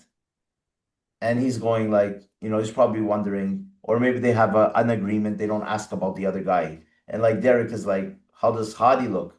I don't know, I have to see him. He goes to see him, he's like ripped to shreds. He goes back to Derek, he's like, oh my God, we have a problem. I mean, how can a coach say that? Listen, the guy next door, he's gonna beat your ass. You know what I mean? That it must be very difficult, huh? Coaching. And it's very difficult. It's very difficult because, and I believe me, I saw it on Chris's face when I met him after the Olympics. You saw exhaustion in his face. It's a lot of work too, because everybody, when you're a competitor, you want your coach Yeah, with you as much as you can. Like you rely so yeah. heavily And they'll on be at them. different hotels That's what I'm sometimes. saying. So Yeah. it's very hard to, it may even be somewhat of a detriment to the athletes when a It, coach has too many top yeah. I guys at mean, once in the and same show because how much listen, you can be like, listen, I only got 10 minutes. I gotta be at Derek's yeah, by 8, and yeah, then shoot, I gotta go head over to Chris is, Andrew whatever, Jacked. Andrew Jack, whatever it is, No, it's but even the athletes, if you get an athlete, he gets a bit of a bad placing and he's pissed off, right? And he'll probably say like, I'm not saying it ha probably happened, but he'll probably say, "Oh yeah, you know why? Because you spent fucking time with the other guy and look where he placed. He placed first or second, and I placed fifth, you know? So yes. you have to be a bit careful sometimes, I mean, I'm not saying I think Chris is Aceto's professional, he makes sure each athlete, like you said, he was exhausted at the Olympia because you met him and his son, Faroud, and so he was like totally exhausted. And I mean, like I mean when I met Chris at the Arnold Classic in Europe and he was with Shaun Rhoden the year before he won the Olympia, uh Chris could have stayed in his hotel room and just or went out. Where was he? Sitting down, watching Shaun Rhoden eat his burgers after the show. You know what I mean? I mean, that's the dedication. I mean, Chris could have just said, listen, man, you play second. I'm gonna go to sleep. See you in the morning, when we leave. He stayed with him the whole night, even it's that, you know, um, the friendship and showing him that you're behind him even, after the show, before the show. But like what's that European's coach name? He has, I don't know, 10 athletes or well, what the hell's his name? The ball, Because there's a few of them. you know who I'm talking about, the ball chap. He has a, Oh yeah, yeah. I he always has forget it. he has a ton of athletes. How does he keep up? It's very difficult. It's You really, know? I think sometimes it could be a little unfair to the athletes Yeah. and Do you, but like I mean I'll give a good example. I have to give you examples from personal experience. Like there was one show a few years back that I think I had like 7 or 8 athletes in the same show. And these were amateurs. So um amateurs, not all the time, but amateurs generally need a little bit more assistance because they're not seasoned pros, so they yeah, have more yeah, to be nervous yeah, about. yeah, And they were all from different divisions, and I found myself having to run from one hotel room to yeah, the next room to the next room to the next room, and then one of them would call me back and say, text me and be like, "Oh, but this," and then, "Oh, I have a question about this," yeah, and then I even remember being backstage with them and this person needed me, and then this one needed me, yeah, and I had to, oh wait, I got to run do this. Oh wait, this one's going up on stage. I got to run yeah, into the audience. yeah, And man, I was stressed. I was yeah, so stressed out because I knew that I wanted to give the best to yeah, all of them, yeah. But you but it was can't. very, very difficult. Yeah, And I knocked the crap out of myself to yeah, to to get it done. So yeah, I mean, when you're talking, and now you're talking about where there's hundreds of thousands of dollars on the yeah. line for these guys. And, So and it's very, yeah, I mean, it's a very, very do you hard thing. think So like Hani Ramba, do you think that's one of the reasons he retired? Because he had Derek and he had Hadi. Can you imagine the tension he had? I Do you think think after a while, I think it's that, and I also think that I think because also I think he mentioned his family, yes, and I but think he was with Hadi at this Olympia. Indirectly, he I was, know, but I think that he maybe backed off to a degree yeah, because, then also your family, after a while, yeah, your family's like, yeah, listen, I don't want you traveling all over the yeah, place yeah. all the And time, and leaving us. It's a yeah, very difficult thing. And I think it's a lot of pressure on the coach. Even like I said, you have two stars and one place is less than the other. I mean, that's a hard one because you're always it's very hard when you're human, and especially before a show when Yeah, your brain is yeah, yeah, all over the place. You could easily be going like, you know, I'm not saying this happened. I'm just like yeah. making the example. Like Hottie could be sitting there going, he's spending more time with Derek Yeah, than he is with it me. is. Yeah. Like, is And that his favorite? Does he want yeah, to see Derek win and doesn't want yeah. to see me win? And I think it happened to Chris this year. I don't know which athlete it was. He didn't really have they didn't really end in a nice way. Uh what's his name? It's the guy I think he's from New York. Which Uh class? bodybuilding open. He was with Open? Chris Aceto and they had a falling out after a competition because I think he said he didn't have enough time for him or something. Akeem? Was it Akeem? No, not Akeem. No. Trying to And think who is from New York. he's not a, I think he's from New York. I think he's not a top 10. He's not a top 10 guy. He used to be. He's just like, he has, when he poses, his body's really thin. I forget his name, for God's sakes. Um, Anyways, he had a falling out with him, and Chris explained what happened or something, but I don't know. I think he wanted him to be with him all the time, and It's difficult, when you're a top coach um and I've experienced this myself, and I'm not saying that I'm training the same level of people all the time that Chris is. But I always try to limit myself to a certain amount of clients. And that's because I don't do anything cookie cutter. There are coaches out there that, holy crap, they have like 500 clients and every one of them is getting the same program. It's terrible. So everything that I do is very individualized. And I always try to I'm limiting myself to no more than 50 clients. I can't do any more than that. And then somebody comes to you and they're like, Eric, can you work with me? And I'll be like, "Ah, man, I really feel like I'm at limit. And they'll be like, oh, please, like, I really want to work with you and blah, blah, blah. And yeah. you want to take them on. So you go, okay, I'll take on that one more. So I'm sort of like, and then another one comes and you take on two more. And that just means what I'm going to do is I'm going to stay up till 2 o'clock in the morning because I'm going to Yeah. make sure everybody gets their stuff. Yeah. And I'm sure Chris is like, probably there's part of him that wants to slow down at this point and be He's like, let said it. me, He said it a number of times. yeah, like, you know what? Let me just take on Yeah. whatever. Instead of taking on 30 clients for the Yeah. Olympia, I'll take Yeah. on 10. Yeah.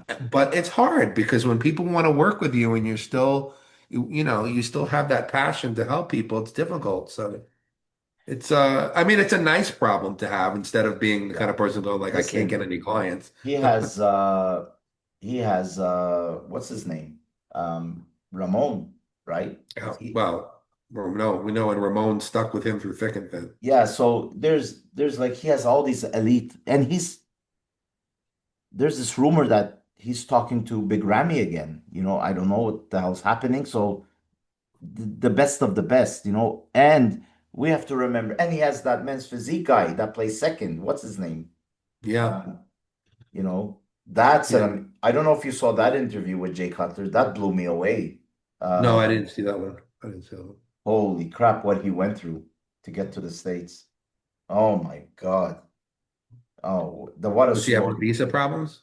No, no, it was, his family was getting killed, he left, he went, Oh, oh, like a refugee from one place to the next. And oh, really? the stories he said What? when, Where was he from? oh my God, where the hell is he from? One Was second. there some place where there's war going on? Yeah, yeah, his father was killed, No, was it Ukraine? no, no, no. What what's his name? Cutler Cast. One sec, let me check. I think it's one of the interviews that I was glued to, and I think I want to watch it again. To let me find the latest one. It was Ali Bilal. Oh, oh, okay. It's called my walk from freedom for freedom. My walk to freedom. Unbelievable. Unbelievable. Uh, I might have to. Afghanistan. Afghanistan. Oh, all right. I might have to watch that one. And oh, you have to watch it. I'm telling you, it's it my eyes. I mean, in Malta, a lot of refugees come here. He could have came here just like that. Instead, he ended up in Italy because lots of them leave. And in the Mediterranean, they want to go to Italy because from Italy they can go to all over Europe. If they hit Malta, we're a small island in the middle of the Mediterranean. They're Yeah, stuck it's not. and Yeah, they don't want to be here. But then they up working here, and so oh, his story. I wanted to mention that. Well done to Jay Cutler and Matt. This was a great. They're all the best. They're all good interviews, but this one was something. You know, It was just Well, because even it's not just like you're like how many sets and reps you do. This no, is a no, life thing. even it's like why he was offended when Arnold said the thing of the board shorts, because the religion, his religion, he can't even Right, show his underpants. right, right, He right, can't take his clothes off in front of people, but with board shorts, he can, you know. Like even when he went to a place, he was saying, they told me to take off my pants, and he's like, "What? Are you crazy? I can't do this." You know what I mean? right. So, So uh, he couldn't even do classic physique if he wanted to. no, no, no, no. So, He has to do board shorts. and the diet he used to do and he used to win shows, man, I'm telling you, the kid is unbelievable. The first time, he didn't know he had to train with running shoes and shorts. He went to a gym. He It's like rode, when it's like our friend Destiny over there yeah, training yeah, he bare rode, feet in the sand yeah, with wooden weights. he rode his bike for an hour to the gym, this bike. He was in a refugee camp. He used to work a bit. He came back because they kicked him out.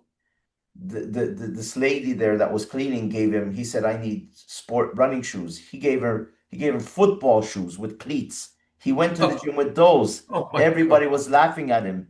Oh my He went God. back an hour, always riding the, no wonder the guy is shredded. You know what I mean? Great genetics. So you just gotta watch it. It's it's Those are great it's it's stories. number 179. Ali Bilal, My Walk to Those are Freedom. great I'm telling stories. you.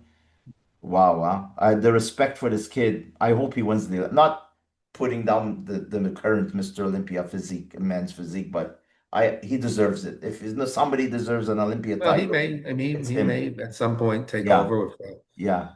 well, you never know. He could win, He's but saying there was a show in Italy he won, I think. It was an Italian show. I think when he turned pro or something, or he got his Olympia qualification.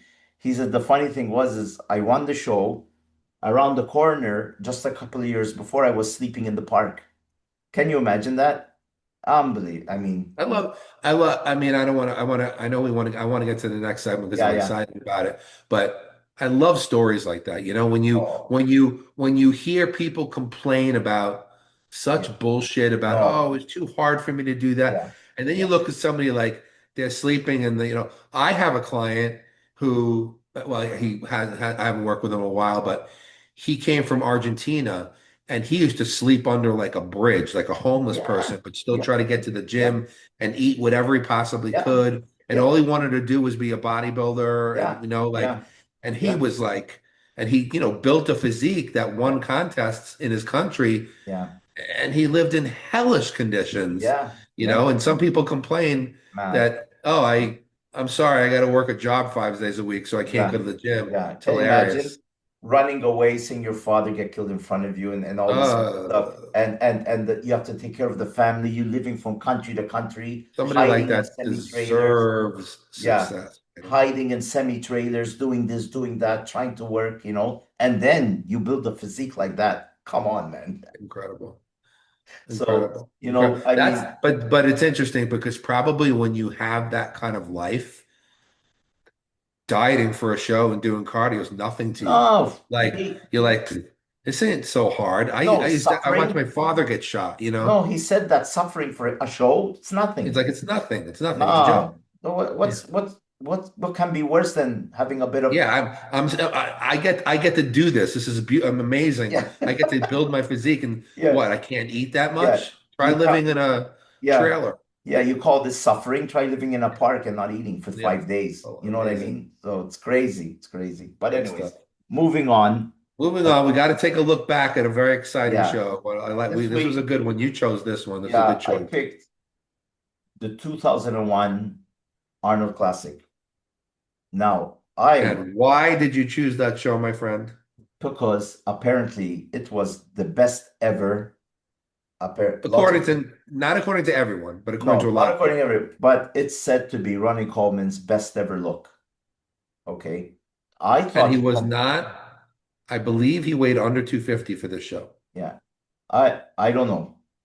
But I was heard that he weighed between 245 and 250, but the muscle quality yeah. was So if it was insane. Ronnie Coleman won, Yes. just to check. So he Did you have the do you have that list? Do you have the list of the placings? yes, yes, yes. Okay. Just to make sure. So he won the Olympia in 98, right? Then 99, then 99, 2000. 2000, and then he does the Arnold Classic once and he wins, right? So obviously. But he was only competing like 3 times a year back then. Uh, so let's go to the list. Let me go back. So it wasn't too many competitors. Uh, so we have Ronnie Coleman winning. Not too many competitors, but quite a Yeah. quality in that top Chris six. Cormier, he what played 6 times at the Olympia, second at the Arnold Classic. Oh my God, poor Chris. He lost to Yeah, Jay over and over. yeah. Chris Cormier, then plays second, the dreaded second place. Dennis James, third. Shari Kamali. Uh Wow, King Kamali, huh? yeah, King Kamali, yeah. Dexter Craig Titus, Melvin Anthony, Darren Charles.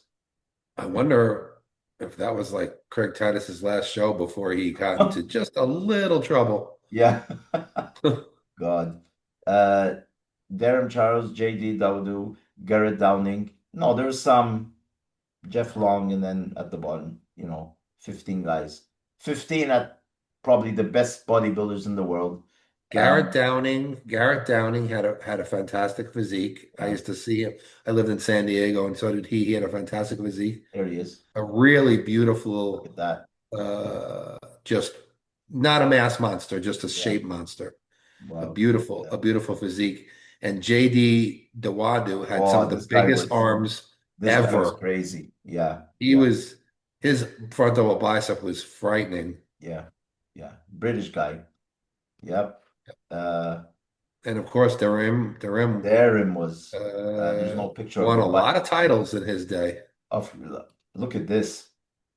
The He won guy, a lot of titles in his day, and always in the was in the top mix. look at And he 2016. yeah, look at that year. Wow. All first and seconds and a fifth. Yeah. Look at Yeah. those victories. Wow. Crazy, huh? And Crazy. he claimed to be natural for a long time. Yeah. I Yeah. don't know if he always claimed for his whole career. Yeah. Craig Titus. Craig Titus, who had a fantastic physique, but he Yeah. ruined his entire life. He could have been the face of everything. The blonde hair, living in California. He Yeah. just It's screwed a up. shame. It's a shame. It's a shame. He It's was a shame. married to an amazing Yeah. girl, ruined her Yeah. life. Ay, ay, ay. Dennis James was another Dennis freak. James is the gym Mr. Olympia. Mr. Yeah. Olympia. Well, also Dexter in fifth. Yeah, Um, Dexter in fifth. Yeah, Dexter was still moving and look up. at that. King Kamali beat Dexter. And Dexter's won the Olympia in Yeah, 2008. yeah, yeah. Amazing, huh? So, But the some man, some footage. This was apparently, unseen footage, but because it's close up. look at his freaking leg. Yeah, look at that. Look at that back. Look, you could just see the mass hanging off of that back. I think here he was still unbeatable. I mean, with all due respect to You Jay, know, I it's think, amazing that Ronnie won shows at so many different weights. yeah. But Like look at it. No problems. Look at him. His body, like no injuries, you know. yeah, this is why people call him the GOAT because he Oh no. was, When you see him, all right. Listen, all right, his gut, that's facing the curtains. I don't care. He's doing the back pose. All right. yeah, he still had a small waist at this Yeah, point, honestly. yeah. He just let his gut relax, so you can't really see his back yet. Too bad. No, no. Well, we'll see it. I have other footage. Let's see. Yeah, I you just know, like this footage because it was close up. and also nobody's ever seen it before, but you can't really Yeah. appreciate Let's go what. here. Let's see if there's something here. Yeah, this is where he poses. This is another different angle, I remember that there was some backstage shots they did of him yeah. in front of like a white curtain, and it was insane. Listen, I think he does really look good. And people have to remember this is crappy video. Like Yeah, if yeah. it was video today, it would Oh, look 100 times better. yeah. Look at that. Nah, he wasn't good. His midsection was still perfect. He still has some. He was less than 250 here. You can't even appreciate how good he was with this video. Oh no, he was amazing, huh? He still had that. This is when he had the lights out back. Nobody Yeah, could touch him. nobody, you know. I give it to Jay for trying all those years to knock him down. Well, for people don't remember the 2001 Olympia, Jay almost took him out. Yeah, yeah, And this was after this show. yeah, And it's interesting because he competed at the 2001 Arnold and then he did the Olympia. So I wonder if that affected yeah, his could have, Olympia appearance. could have. Look at that. The face is all chiseled. Yeah, the quality of his muscle is Yeah. uh, One in a million. untouched. Never. It's gonna take decades before we see somebody like this again. No, he's still the best. Ronnie's best on stage, which you can arguably, some people will say was here. Some people will say it was in '98. Some people will at the Olympia. Some people will say it was 2003 when he showed up at 286 or 287, which is to me the best he ever was. This is Oh, another this angle. will be a good video. Yeah, this is another angle. Look at his legs. Yeah, This is a little better. You can see a little more of the quality. yeah. Imagine going up against that. Jesus Christ. No, it's the kind of thing when you see him backstage, you go, well, I guess I got to go for second. Yeah, yeah. I mean, quite honestly, would he lose? Would this physique not be Mr. Olympia today? I think it would be. I don't think anybody can touch him today. And this is not even his biggest. I mean, this is No. he he competed in 2003, 40 pounds bigger. Yeah. But I think this is a fantastic weight for him. Yeah, because he still had that small waist Yeah, and he's still a massive. yeah. Look at Look at that. that. Yeah, that's like so like this is something like, people look at Samson Dowd or whatever. Yeah. He just doesn't have that back. Just doesn't have Nothing. that back. You can't compare to that. The legs. I don't think that there's too many people that debate that he's still the GOAT. Of course he is. I think even Jay says that he's still the GOAT. Of course. I mean, Lee Haney's the great. They say the greatest, but Ronnie Coleman. When you see physique, this is like the evolution of that physique. Yeah, Lee I don't think Haney, then Ronnie Coleman. Anything in between, you know what I mean? yeah, I think then you start to get into the difference between the eras. I mean, Yeah, yeah, Ronnie Coleman was the next level yeah, of yeah. what bodybuilding became He after Lee made Haney. he perfected. He just put Dorian Yates's condition and size to another level. He Ronnie, if Yeah, because people I were don't I still don't care what Dorian said. Dorian at his best would not touch Ronnie at his no, best. no. I'm No. saying like if people were still undecided to retire during Dorian Yates days, they retired when it came to Ronnie Coleman. Yeah, I think that if Dorian would have gone into the '98 Olympia against No, Ronnie would have smoked him. too many injuries. Anyways, Flex may have beaten him too. of course. Do we have any coverage of like second, like Chris and Here they Dennis? are. Maybe Here they are. that's the IQ. top five. That's not top six. That's nice. Yeah, yeah. They're doing the compulsories that is lost today. Yeah, Where's yeah. Milos? You know.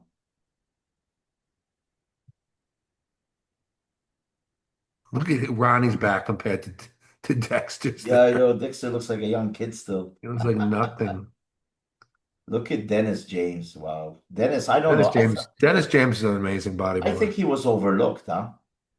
He, yeah, I mean he definitely eventually became one of the most massive guys. And when he was in the gym training, Oh few God. people looked like him. But look at Ronnie makes Dexter look like a little boy. Yeah,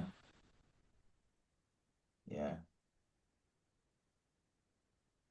Cormier always in great shape, but Cormier had a fantastic physique. He just he just definitely one of the best symmetrical Yeah. packages with size. Holy crap. Dexter was Look at still in the Ronnie's beginning. arms. Dexter was still in the beginning days there, you know? Yeah, it's like you look at somebody like Craig Titus, and as good as he looks, Yeah. Ronnie's Yeah. just on another Yeah. level. Yeah. King Kamali had a physique as well, huh?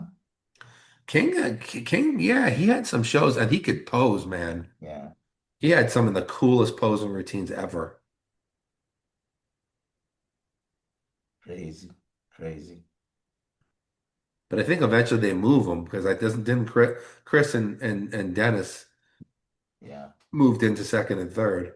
Yeah. Let me see if This they is where no, but this is where Ronnie just goes, all right, say goodbye, everybody. Just goodbye. Yeah. He just could stay like that, relaxed, you know? To me, in my view of Ronnie, his 2003 Olympia when he showed up literally to the bone at 287 or 290, that was the most incredible thing I have ever seen in my life. Acco- That's my favorite Ronnie because it was like on another, he was like from another planet. According to Peter McGough, I think when he won his first Olympia, they're here they are together. When he won his first Olympia, he was like gray. His skin was gray with the condition he came in, like, you know. Um, here Yeah, they some come. people, that's what I'm saying. Some people choose 98, some people choose this, and Yeah. some people choose 2003. And then in 2004, I remember I was at that Olympia too, and Ronnie came on stage at 296. And then he eventually, when he lost to Jay in what was it, 2007, six? Yeah. Six. Yeah. When he lost to Jay, I know that Ronnie went and did the European tour, and he Okay. eventually got up to 303 pounds on stage. People don't realize that. And he had that lat problem, that Yeah. injury in his back, but Yeah. man, he looked incredible. He was like a Yeah. beast. Look at that. Top three. That's the best, man. Bodybuilding was its best back then. Yeah. Yeah. He knew. He knew he couldn't beat him. No, he's happy with third. He's happy with third. He's smiling. Yeah. And here, Chris Cormier is probably saying, yeah, right. I ain't touching you. Give Gosh me, darn it, I'm going to take second yeah, place. give me my second again. I mean, Again. Ronnie was already the 98, 99, and 2000 Olympia at this point, so you're not Yeah. beating him. Yeah. Yeah. Yeah. Cormier had a but Cormier, he was another guy that liked to party, you know. Yes. But there was one year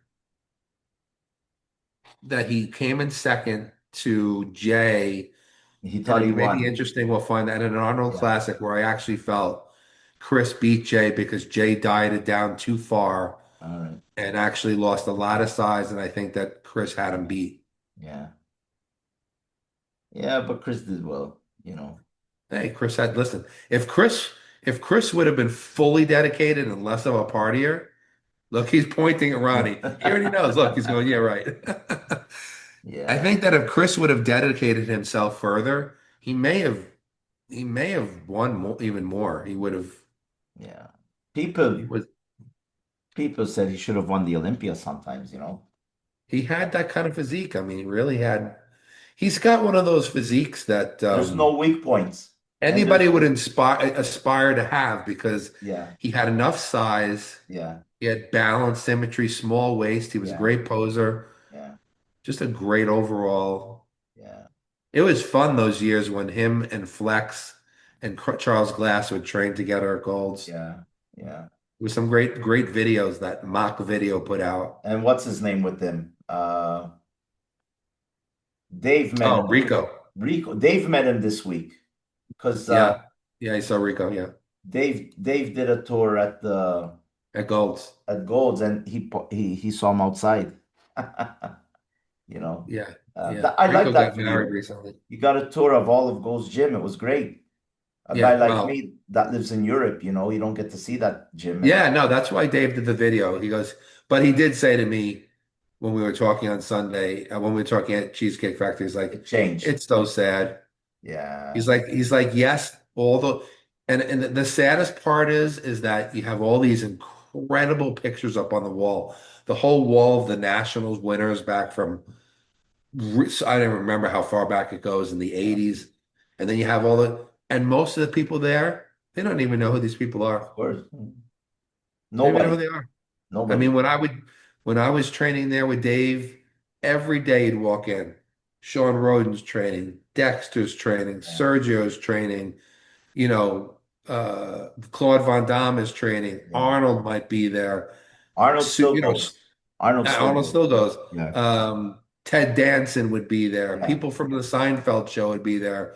I mean, then whatever bodybuilding might be visiting, that's where I met Brandon Curry. That's where I met Big Ramy. It was such an incredible place, and it's Yeah. nothing like that anymore. No, no. It's everybody moved to Vegas now. You're at the Flex Vegas, Texas, and Florida. I would say Flex Vegas, Wheeler's Texas, and gym. Florida. You know, there's that huge gym in Canada. I forget. Right, Ronnie Coleman went to it this week, I think, or he's gonna Oh, go. crazy place you Yeah, showed me. that fucking city. Yeah, yeah, It's like a mall. yeah. Can you imagine? That's kind of like the gyms that like oxygen and Yeah, yeah, like where it's like basically like there's yeah, an entire restaurant in there and place to get your car detailed and yeah, it's like crazy stuff. yeah. It's um, they were opening a gym like that. I remember once in Toronto, World's Gym, and I had bought the membership before. A mistake that I learned. But anyways, it worked out well because then the people that it didn't open, it went bust before opening, and Henderson Thor then took the memberships at his gym, and that's where I got to meet him. So it was a blessing in disguise. So yeah, these big gyms sometimes you have to be careful. But speaking about gyms, before we get to the Ask Merlin, um, uh, everybody's talking about Malta because uh, the prime minister in the budget he extended it again. Kids, people under 18 or up to 18, there's an age limit. You get to go to the gym for free. They Really? pay the gyms. They pay the gyms. The government pays the membership for them. Oh wow. Yeah, That's yeah, kind of cool. yeah, yeah. So to try to fight obesity and things like that, instead of preaching and stuff, they're giving them free memberships. And I have a number of friends. My one friend has like 5 or 6 gyms here, and he's building one of the biggest ones, the biggest one in Malta. And I was talking to them, and they pay them for the athletes, for these young members. So it's a great incentive. But saying that, the prime minister is a former IVB competitor, amateur. And the opposition leader is a former physique competitor. So we have two. We have the prime minister and the opposition leader. They both competed with the IFBB at an Hmm. amateur level.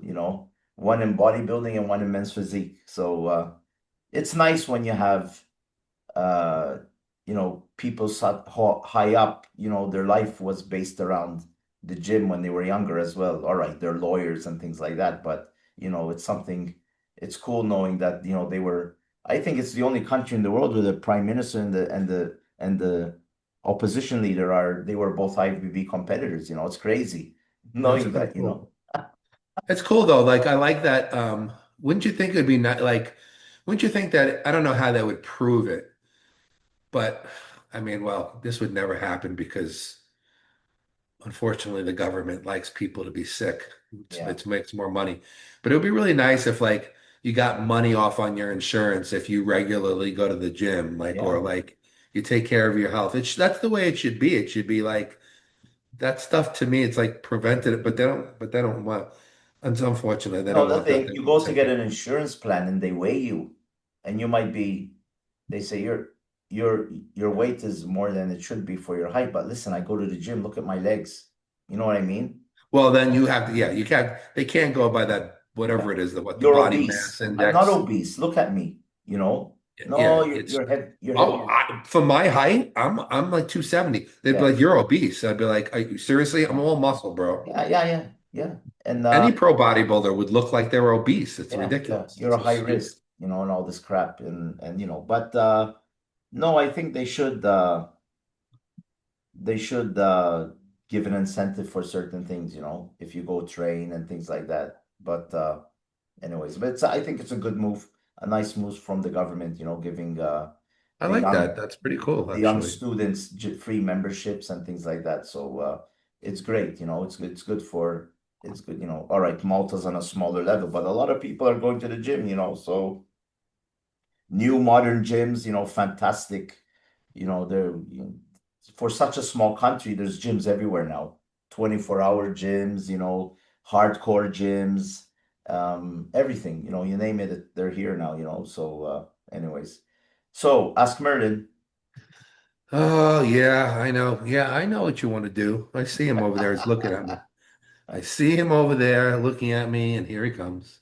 Yeah. Here he comes. He's going to make his entrance. And there's the top of the hat. There it is. He's sneaking in, Yeah. and there he is. Yeah. And now he's trying to push me out of the picture and take over. Yeah, Ask Merlin actually kind of got a cool question that was Facebook to me. Facebook or Instagram. So I'm glad that people are doing that because they actually said, "Hey, this would be a good one for the show." Good. So keep keep doing that, guys. And also on another quick note, if you want to see us do our look back at any particular show, man, we'd love to do shows that you guys Yeah. suggest. Um, we want to see you guys in the comments more, man. Yeah. Come in the comments. Um, All right. anyway, We're not so controversial, but we still have lots of good things to talk about. no, but we have topics. We have good Yeah. topics, things to Good talk about. topics. 100% So, bodybuilding. yeah, if you guys want to see controversy and There's bashing other and pages. criticizing, go to a different channel. That's not Yeah. going to happen with us. Yeah. But so yeah, so I got an interesting question. So somebody actually said to me, uh, paraphrasing, but coach, do you believe in that the adage that a lot of bodybuilders would say there's no such thing as overtraining, only under eating and under sleeping? Did you ever hear that, Kevin? People say that? There's only, There's no such thing as overtraining. It's oversleeping yeah. or under Yeah. eating Yeah. or undersleeping, under eating. Yeah. Yeah. Like, in other words, to say that there's a lot of people out there who are like, don't overtrain, it's terrible, but you can't overtrain. You're just not eating enough, or you're not sleeping enough, whatever. How do I feel about it? Yeah. Well, I'll tell you how I feel about it. Absolutely, there's such thing as Of overtraining, course. 100%. Um, I know that, I think that the bodybuilders who say that, they're trying to be hardcore, Yeah.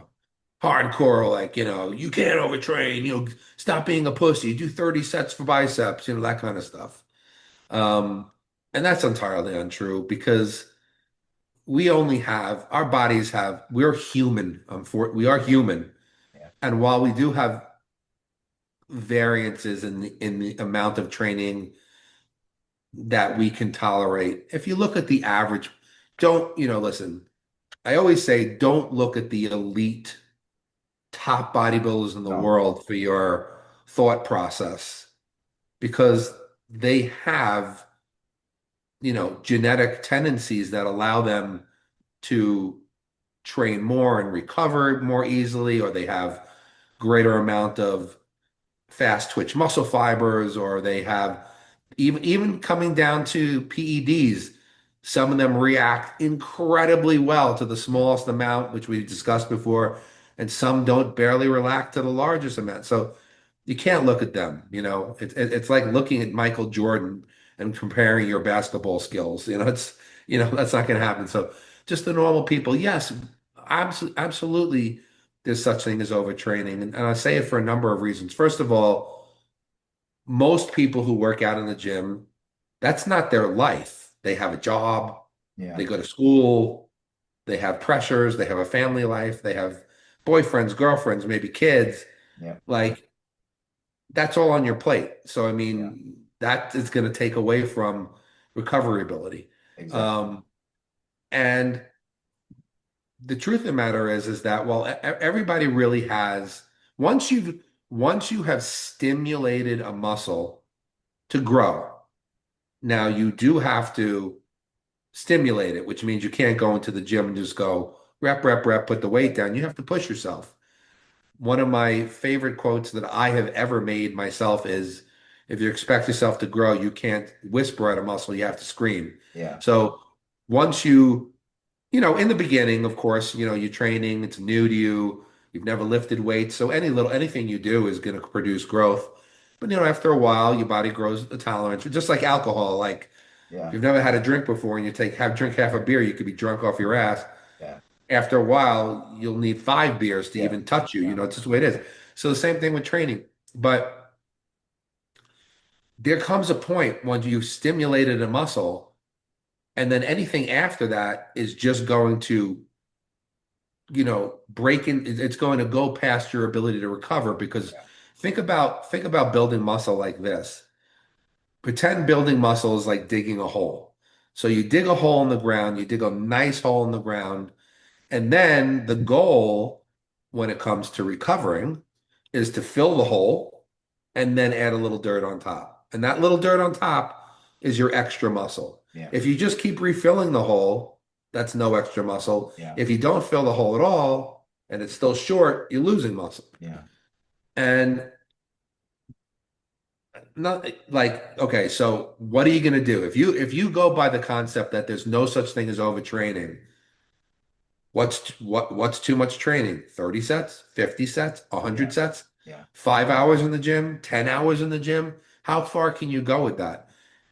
That's actually a completely silly way to look at things. First of all, you can only eat so much food before you're vomiting. You can't just go, well, I'm going to eat so much food that I'm going to recover from my 6-hour workouts. Yeah. You can't sleep 15 hours a day unless, you were lucky to inherit, $20 million and you have no job and you want to Yeah. sleep 15 hours a day and just train. But for the normal person, you want to get 7, 8 hours of sleep a night. You want to try to eat 5 or 6 meals with the right amount of protein, this and that. So that's as much as you can do. You certainly can overtrain. And in fact, you can overtrain to the point where you actually even poison your system. You know, Yeah. you there's the ability to break down muscle tissue to such a point where it actually poisons your system. You can end up in the hospital. It could be deadly. Wow. So obviously you can overtrain. It's absolutely true you can overtrain. And I believe that everybody has a sweet spot Yeah. in their training where you've stimulated muscle growth, but any more than that, you're taking away from your muscle growth and you're going too far and you're tearing yourself down a little too much. And Yeah. and what people don't often to think about is it's very difficult, or it's more difficult to overtrain an actual muscle. Like the muscles can take a lot, but it's the central nervous system. Yeah. It's the central nervous system that becomes truly overtrained. The adrenal glands get burnt. And that, when you do that and your central nervous system's not recovering between, your muscle may recover. Like you may hit chest and it's sore as hell. You hit it on Monday and it's Yeah. really sore Tuesday and and then by Thursday, the soreness is gone and you feel like you're ready to go again. That does not mean your central nervous system's ready to go. Yeah. And if your central nervous system is not ready to go, you will not grow because it's going to screw up all the systems in your body that are required, from the proper hormones, from the proper neurotransmitter, from all the different systems in your body that contribute to Yeah. the anabolic Yeah. process. And So, yeah, probably if the body, if it's fine, if it sees that something's wrong, it fight against you to do what, yes. it's like, I don't think it's off topic. It's like if you're stuck in on a mountain, uh, correct me if I'm wrong, the body attacks the muscle first before the fat, right? Is it like that? Well, what For do you mean if you're on a like mountain? to survive, the Oh, body, yeah, it's going to go after muscle without because the food. muscle is what has it Yeah, has the protein, it has the yeah. amino acids, so it's got to start So breaking that the down. fat is the last thing that goes. Yeah, the Yeah, body will hold on to that. yeah, yeah. That's the thing. Yes. Like the body somehow finds a way to protect itself, and if it needs to shut you down, it will shut you down. Yeah, because especially because the fat is what keeps your body warm. Yeah, yeah, So like yeah, it's going to try to hold that stuff, but the body is going to grab and that's what's going to happen if you're in the gym. You're in the gym for exactly. 3, 4 hours. It's going to attack the muscle, like you're Yeah, saying, and it's going to yeah, start pulling. yeah, If you're blowing out all your glycogen, yeah, your body's like, well, we still need to have sugars in our system, so let's pull out the amino acids yeah, yeah, and convert the amino acids yeah, through gluconeogenesis and make it into carbs, yeah, and then you're robbing your muscles. So yeah, so I think that it's good for people to realize that if you're in the gym and whatever it is, you're working out for an hour and a half, training your ass off. Maybe some people can tolerate 2 hours. Maybe some people can only tolerate an hour. yeah, yeah, Obviously, maybe legs takes a little longer than training arms. If you're in the gym and you're doing that, you're eating and you're growing and you're progressing and you're getting a little stronger, you're seeing you're adding muscle tissue, you've probably hit. the sweet I mean, spot. it's impossible for us to know. Probably maybe one day there'll be Yeah, incredible machines to test to hook up electrodes and they can yeah, figure out yeah, exactly when we've hit that perfect spot. But for now, we have to just be yeah, instinctual and really see what's going yeah, on. But if you're growing, you're making progress, you're probably training the right amount with the right intensity, getting enough food, getting enough rest. But if you're overtraining, you're going to probably see certain things. You're going to see, first of all, lack of progress, yeah, maybe um, regressing, maybe getting yeah, smaller, maybe not, on the higher end yeah, of overtraining is regressing yeah, in strength and in muscle size. You're probably going to find that your sleep isn't very good. yeah, You're probably going to find that you wake up in the morning, your resting heart rate is really high. You're probably going to notice little nagging injuries in your joints, like your elbows start hurting, your shoulders hurt, your knees hurt, because it's usually like I said, the muscles are very resilient. The yeah, central nervous system and the attachments, the ligaments and the tendons, those are the things that yeah, most injuries yeah, take place in. So you're going to start to notice that. You may notice you're getting a cold yeah, every other week. The cold is bordering on a flu. You're not feeling well. yeah, Those are usually your body telling you yeah, you're doing too much, and that's due to, yes, of course, some people undereat and some people yeah, undersleep. yeah, People who say, yeah, I'm only getting 4 hours of sleep, that's not very good for yeah, bodybuilding. yeah, Or if some people say, yeah, I'm just eating breakfast, lunch, and dinner, yeah, that's not great for bodybuilding. We need more frequent meals. But if you're, getting a decent amount of sleep and you're eating good meals, but you're in the gym for too long, pushing. And another thing, when you're in the gym, I'll tell you another good sign. When you start to lose, if you're training, let's just say chest, you're training hard, you're getting this massive pump. yeah, You're really like, you're getting nice pump. And then you're like, no, I feel like doing some more. And yeah, that pump starts to go away. That's also another good sign that you're doing too much. yeah, yeah, The pump starts to go away. You don't really get those hard yeah, contractions yeah, anymore. yeah, It's your yeah, muscle. It's because your central nervous system is not getting those powerful contractions to the yeah, muscle because that's where contract it comes from the brain. It goes to the yeah, spinal cord, goes to the muscles, yeah, and that's where you're getting it. So there's becomes an exhaustion. So you have to watch all those things. So to the people out there who yeah, listen, if you're on 2 grams of test a week and you're taking 500 milligrams of tren and you're on D-ball and five IU or GH, of course you're going to be able to tolerate more yeah, training. yeah, You're supercharged. yeah, But for most people out there, even if you're taking TRT or a little yeah, or you're natural or whatever it is, you can overtrain. yeah. So don't listen to I That's know people love to have that hardcore yeah, attitude, like you can't overtrain, you yeah. can't do it, you're a pussy. I'm That's sorry, that's not the way it works. that's just like going back to like cardio. You see people running or really intense cardio. Listen, yeah, sometimes you don't lose weight. I mean, and it attacks the muscle as well.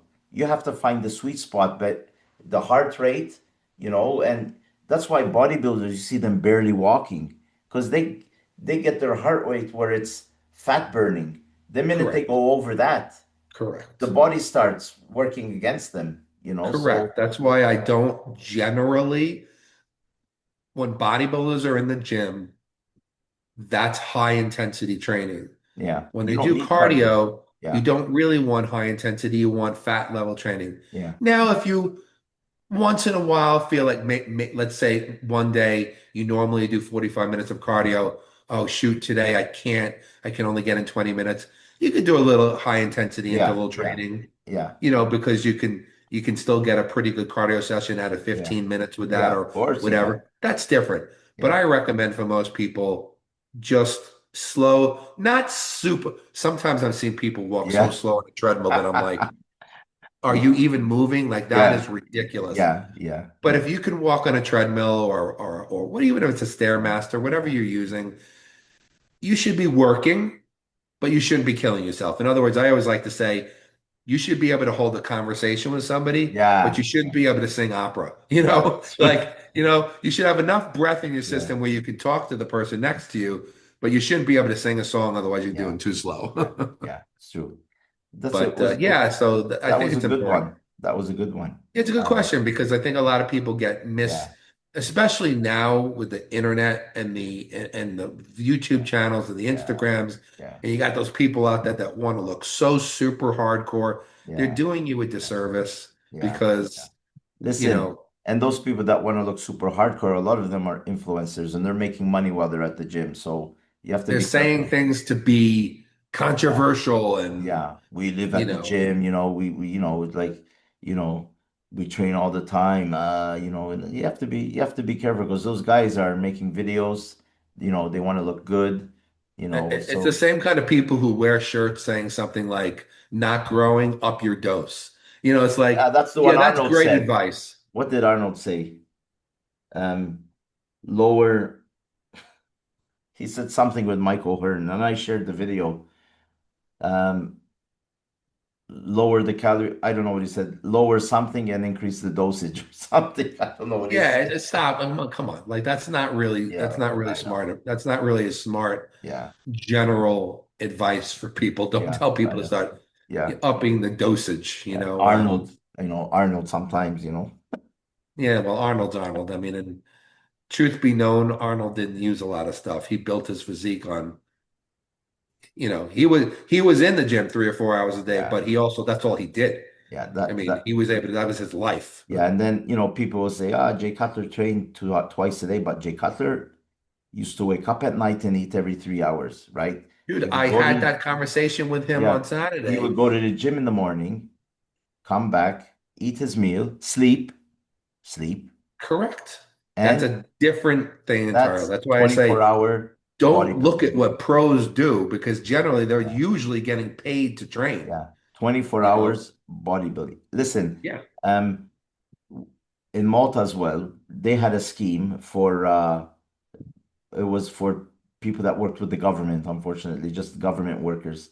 They gave them a scheme if they were representing their country for sports, they would pay them a full-time wage, but they would work part-time, right? So I had a friend, he was the national champion of Malta bodybuilding. Now he's the general secretary of the IFBB. Um, he started training twice a day instead of once because he had the time. The government paid him to go to the gym, you know. Uh, and basically, I asked him, he said, wow. He said, I would come in the morning, train, one body part, go home, rest, eat, and come back. He was training like a pro. He said the difference that he had when he had the rest and not, just training properly, not going overboard was a huge difference. But listen, you're training as a pro, you have nothing else to do in life. You know what I mean? It's like I showed you that thing. I mean, probably people walk more than me, but I work in an office. But I have to come and go to the factory, and sometimes going through the factory and going down another level and going up, it's huge. Man, what did I show you? 13 kilometers, 9 miles Yeah. a day. And Yeah. that's walking. It's not cardio. You're walking uphill, down those stairs, going back and forth. You forget this. That's a lot of walking, Yes, man. you can overtrain because That you're is also doing other overtraining. things. Listen, I don't lose weight. I'm not saying I'm on a perfect diet. Don't think I lose any weight. I'm walking 9 miles a day at work, 9 to 10 miles a day. All right, 13, 14 kilometers a day. Uh, the watch calculated Samsung 2,100 calories per day. Okay, you come home, you eat something, you probably just, but it takes it that's not training. That's you're killing your body, your knees, you're not wearing the right Yeah. attire, you're wearing you're weighted. It's to hit the sweet spot at the gym, it takes a lot of experience, like you said, you know. Right. But that's what I'm saying. It goes back to what I'm saying that most people have a job, they have a family, or they're going to Yeah, school, they have other yeah, stresses. They're not just sitting around all day in bodybuilding. Like yeah, I was just going to say, like we were actually joking around Sunday, me, Dave, and Jay, since we all call each other full timers. And I yeah, said, Jay, you're way more of a full time. I said, I go to the gym, I train 4 days a week. I said, you're there every day. So I'm yeah, like, you're a full timer, not me. He goes, well, he goes, I used to call myself a full timer because I used to go to the gym twice a day, yeah, every single day. He goes, but the truth is that I did that before I had major businesses and things like that. He goes, I'd go to the gym in the morning, I'd come home, I'd eat, I'd yeah, sleep, and then I'd go back. He goes, and I really did it somewhat out of boredom. Like he'd be yeah, like, he's like, I feel like I needed to go back to the gyms. And most of the time you have to remember people who do that, let's say a normal training day for somebody is chest and shoulders. yeah, Well, instead of doing chest and shoulders, it would be chest in the morning and yeah. shoulders at Shoulders at night. night. So Yeah, it's two shorter workouts. So yeah, it's still not as crazy yeah. overtraining as you would think. And It's not two full you're crazy workouts. rested. You're rested well. Not you do chest and then shoulders, you're tired. You do a good shoulder workout if it's Yeah. separate. So for them, Yeah, it's an advantage because you're getting a yeah. 3 hour, 4 hour nap in And between food in between. and food. Completely Yeah, different animal. And that's why I addressed the yeah, question to yeah, I try to address most, unless it's a specific question like, hey, Eric, how do the IFBB pros do this? I yeah. try to address it to Normal. the 90% crowd that's in the Yeah, middle of the genetic pool yeah. with normal lives, because that's mostly who's watching this.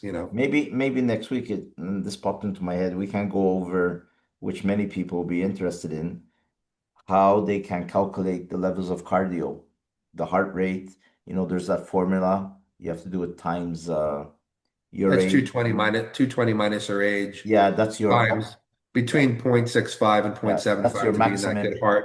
the Yeah, heart rate for that's a fat burner. yeah, yeah. Maybe we can go over that for people to, Yeah, why not? Yeah, I yeah, mean, we can yeah. go over a bunch Because of things like that's that. really important because like when I wear my watch when I'm doing cardio, you do the setting for cardio on treadmill, right? You put your weight, you try to get it, you get all the information as you can, and it finds the sweet spot. It tells you fat burning. And Yeah, if you go over it, it starts saying, you're starting to get into cardio mode. Then if you right. go too much, it warns you, go back down. You know what I Yeah. mean? So Yeah, because you want to use yeah, cardio for what you're using. If you're using cardio as a fat burning activity, yeah, you want to be in that heart rate that's burning fat primarily.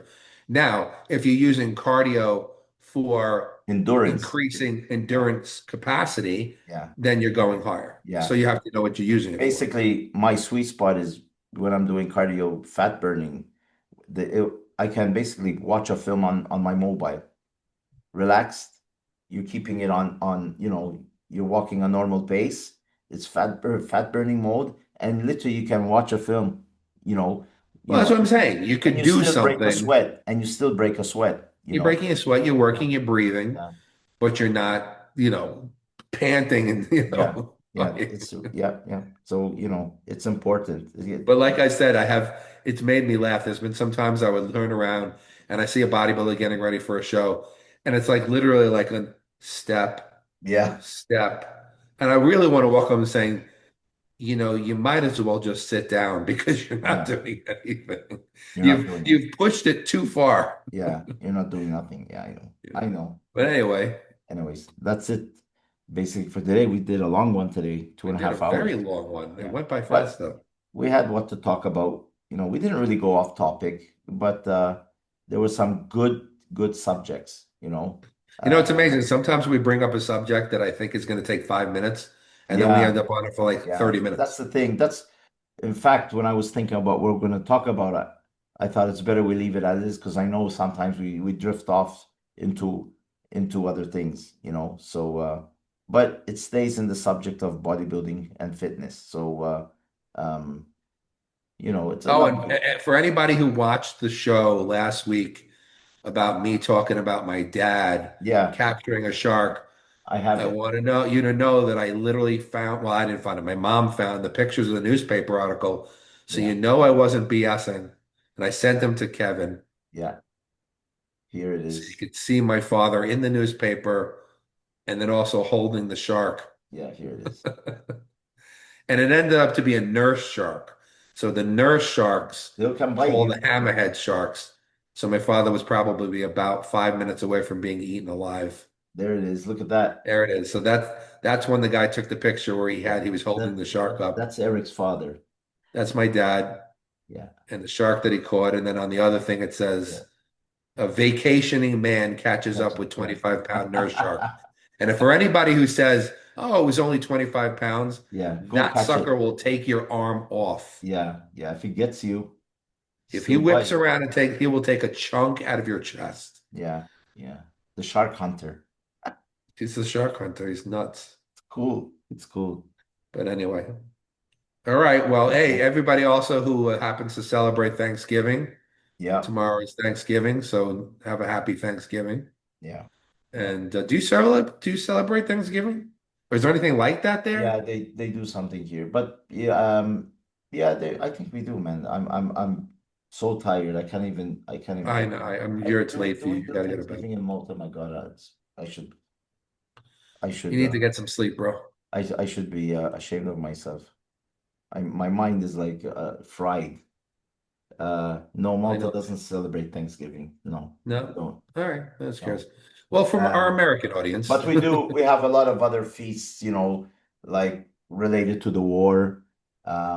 Like for example, when they call it Santa Maria, when there was this ship, it came in. It was the last, you know, the island was bombarded by Hitler and Mussolini, and one ship was coming in from the UK with all, you know, water and food, and it came in with like it half of it sunk with all the torpedoes, and it came in just with another two ships keeping it up.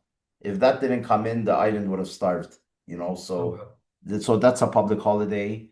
And you have also Christmas there, right? Of course, Yeah, Christmas, Christmas is all over the Halloween, place. of course. We just they Could don't. you believe, though? I know we've been on for so long. Can you believe, Kevin, that we're almost at 2026 already? Like, how fast? It was just 2025. Yeah, my wife said we still have to put up the Christmas tree because we're put off track a bit with the baby, my daughter's baby. But I said, didn't we just take it upstairs last week? It's, I guess as you get older, man, it really does go No, it's faster. like that. January, February, September, December. That's the way I see Yeah, the whole it's year. gone. It's Yeah, done.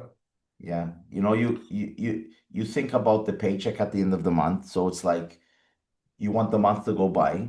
You know, it's crazy. Or no, even you wait, you know, it's Monday, oh God. Then fantastic Friday, it's the weekend, bang, it's Monday again, you know? That's what it is. I sometimes you get to Monday and it used to feel like, oh, it's Friday in 2 seconds. Yeah. And then you're like, oh, weekend's here. It's Monday again. It's Yeah, it's just Monday. boom. Yeah, I know. Yeah, it's I it think as we feels age, because we've been around so much, it's amazing the concept. I talk about this all the time. The concept of like what an hour feels like when you're a child. yeah, Like, oh my, how much longer do we got to drive? Another hour? yeah, And now, yeah, like an hour is just like a blink. yeah, yeah. I you know, if I had to wait somewhere for like 4 hours, I'd just sit there. You know, it's not like before you would think it's the whole day. You know what I mean? It's like the older Yeah, you get more patient. You know, I'm much more patient now. I mean, if I'm stuck in traffic, I don't care because I'm listening to a podcast. People tell me, "Oh, you know how long it took?" I didn't even know it took me that long yeah, because it's crazy. I'll listen to a whole interview of Jay Cutler. This will be an hour and a half sometimes. That's the best part of having podcasts now is that you can like spend, you could just cruise, drive for a few hours and you're listening to a I podcast. really don't care anymore if I'm in traffic. I don't care. I'm just listening, you know. So The only reason I care is because I'm driving a Z06 I don't want to step on the goddamn hurdle.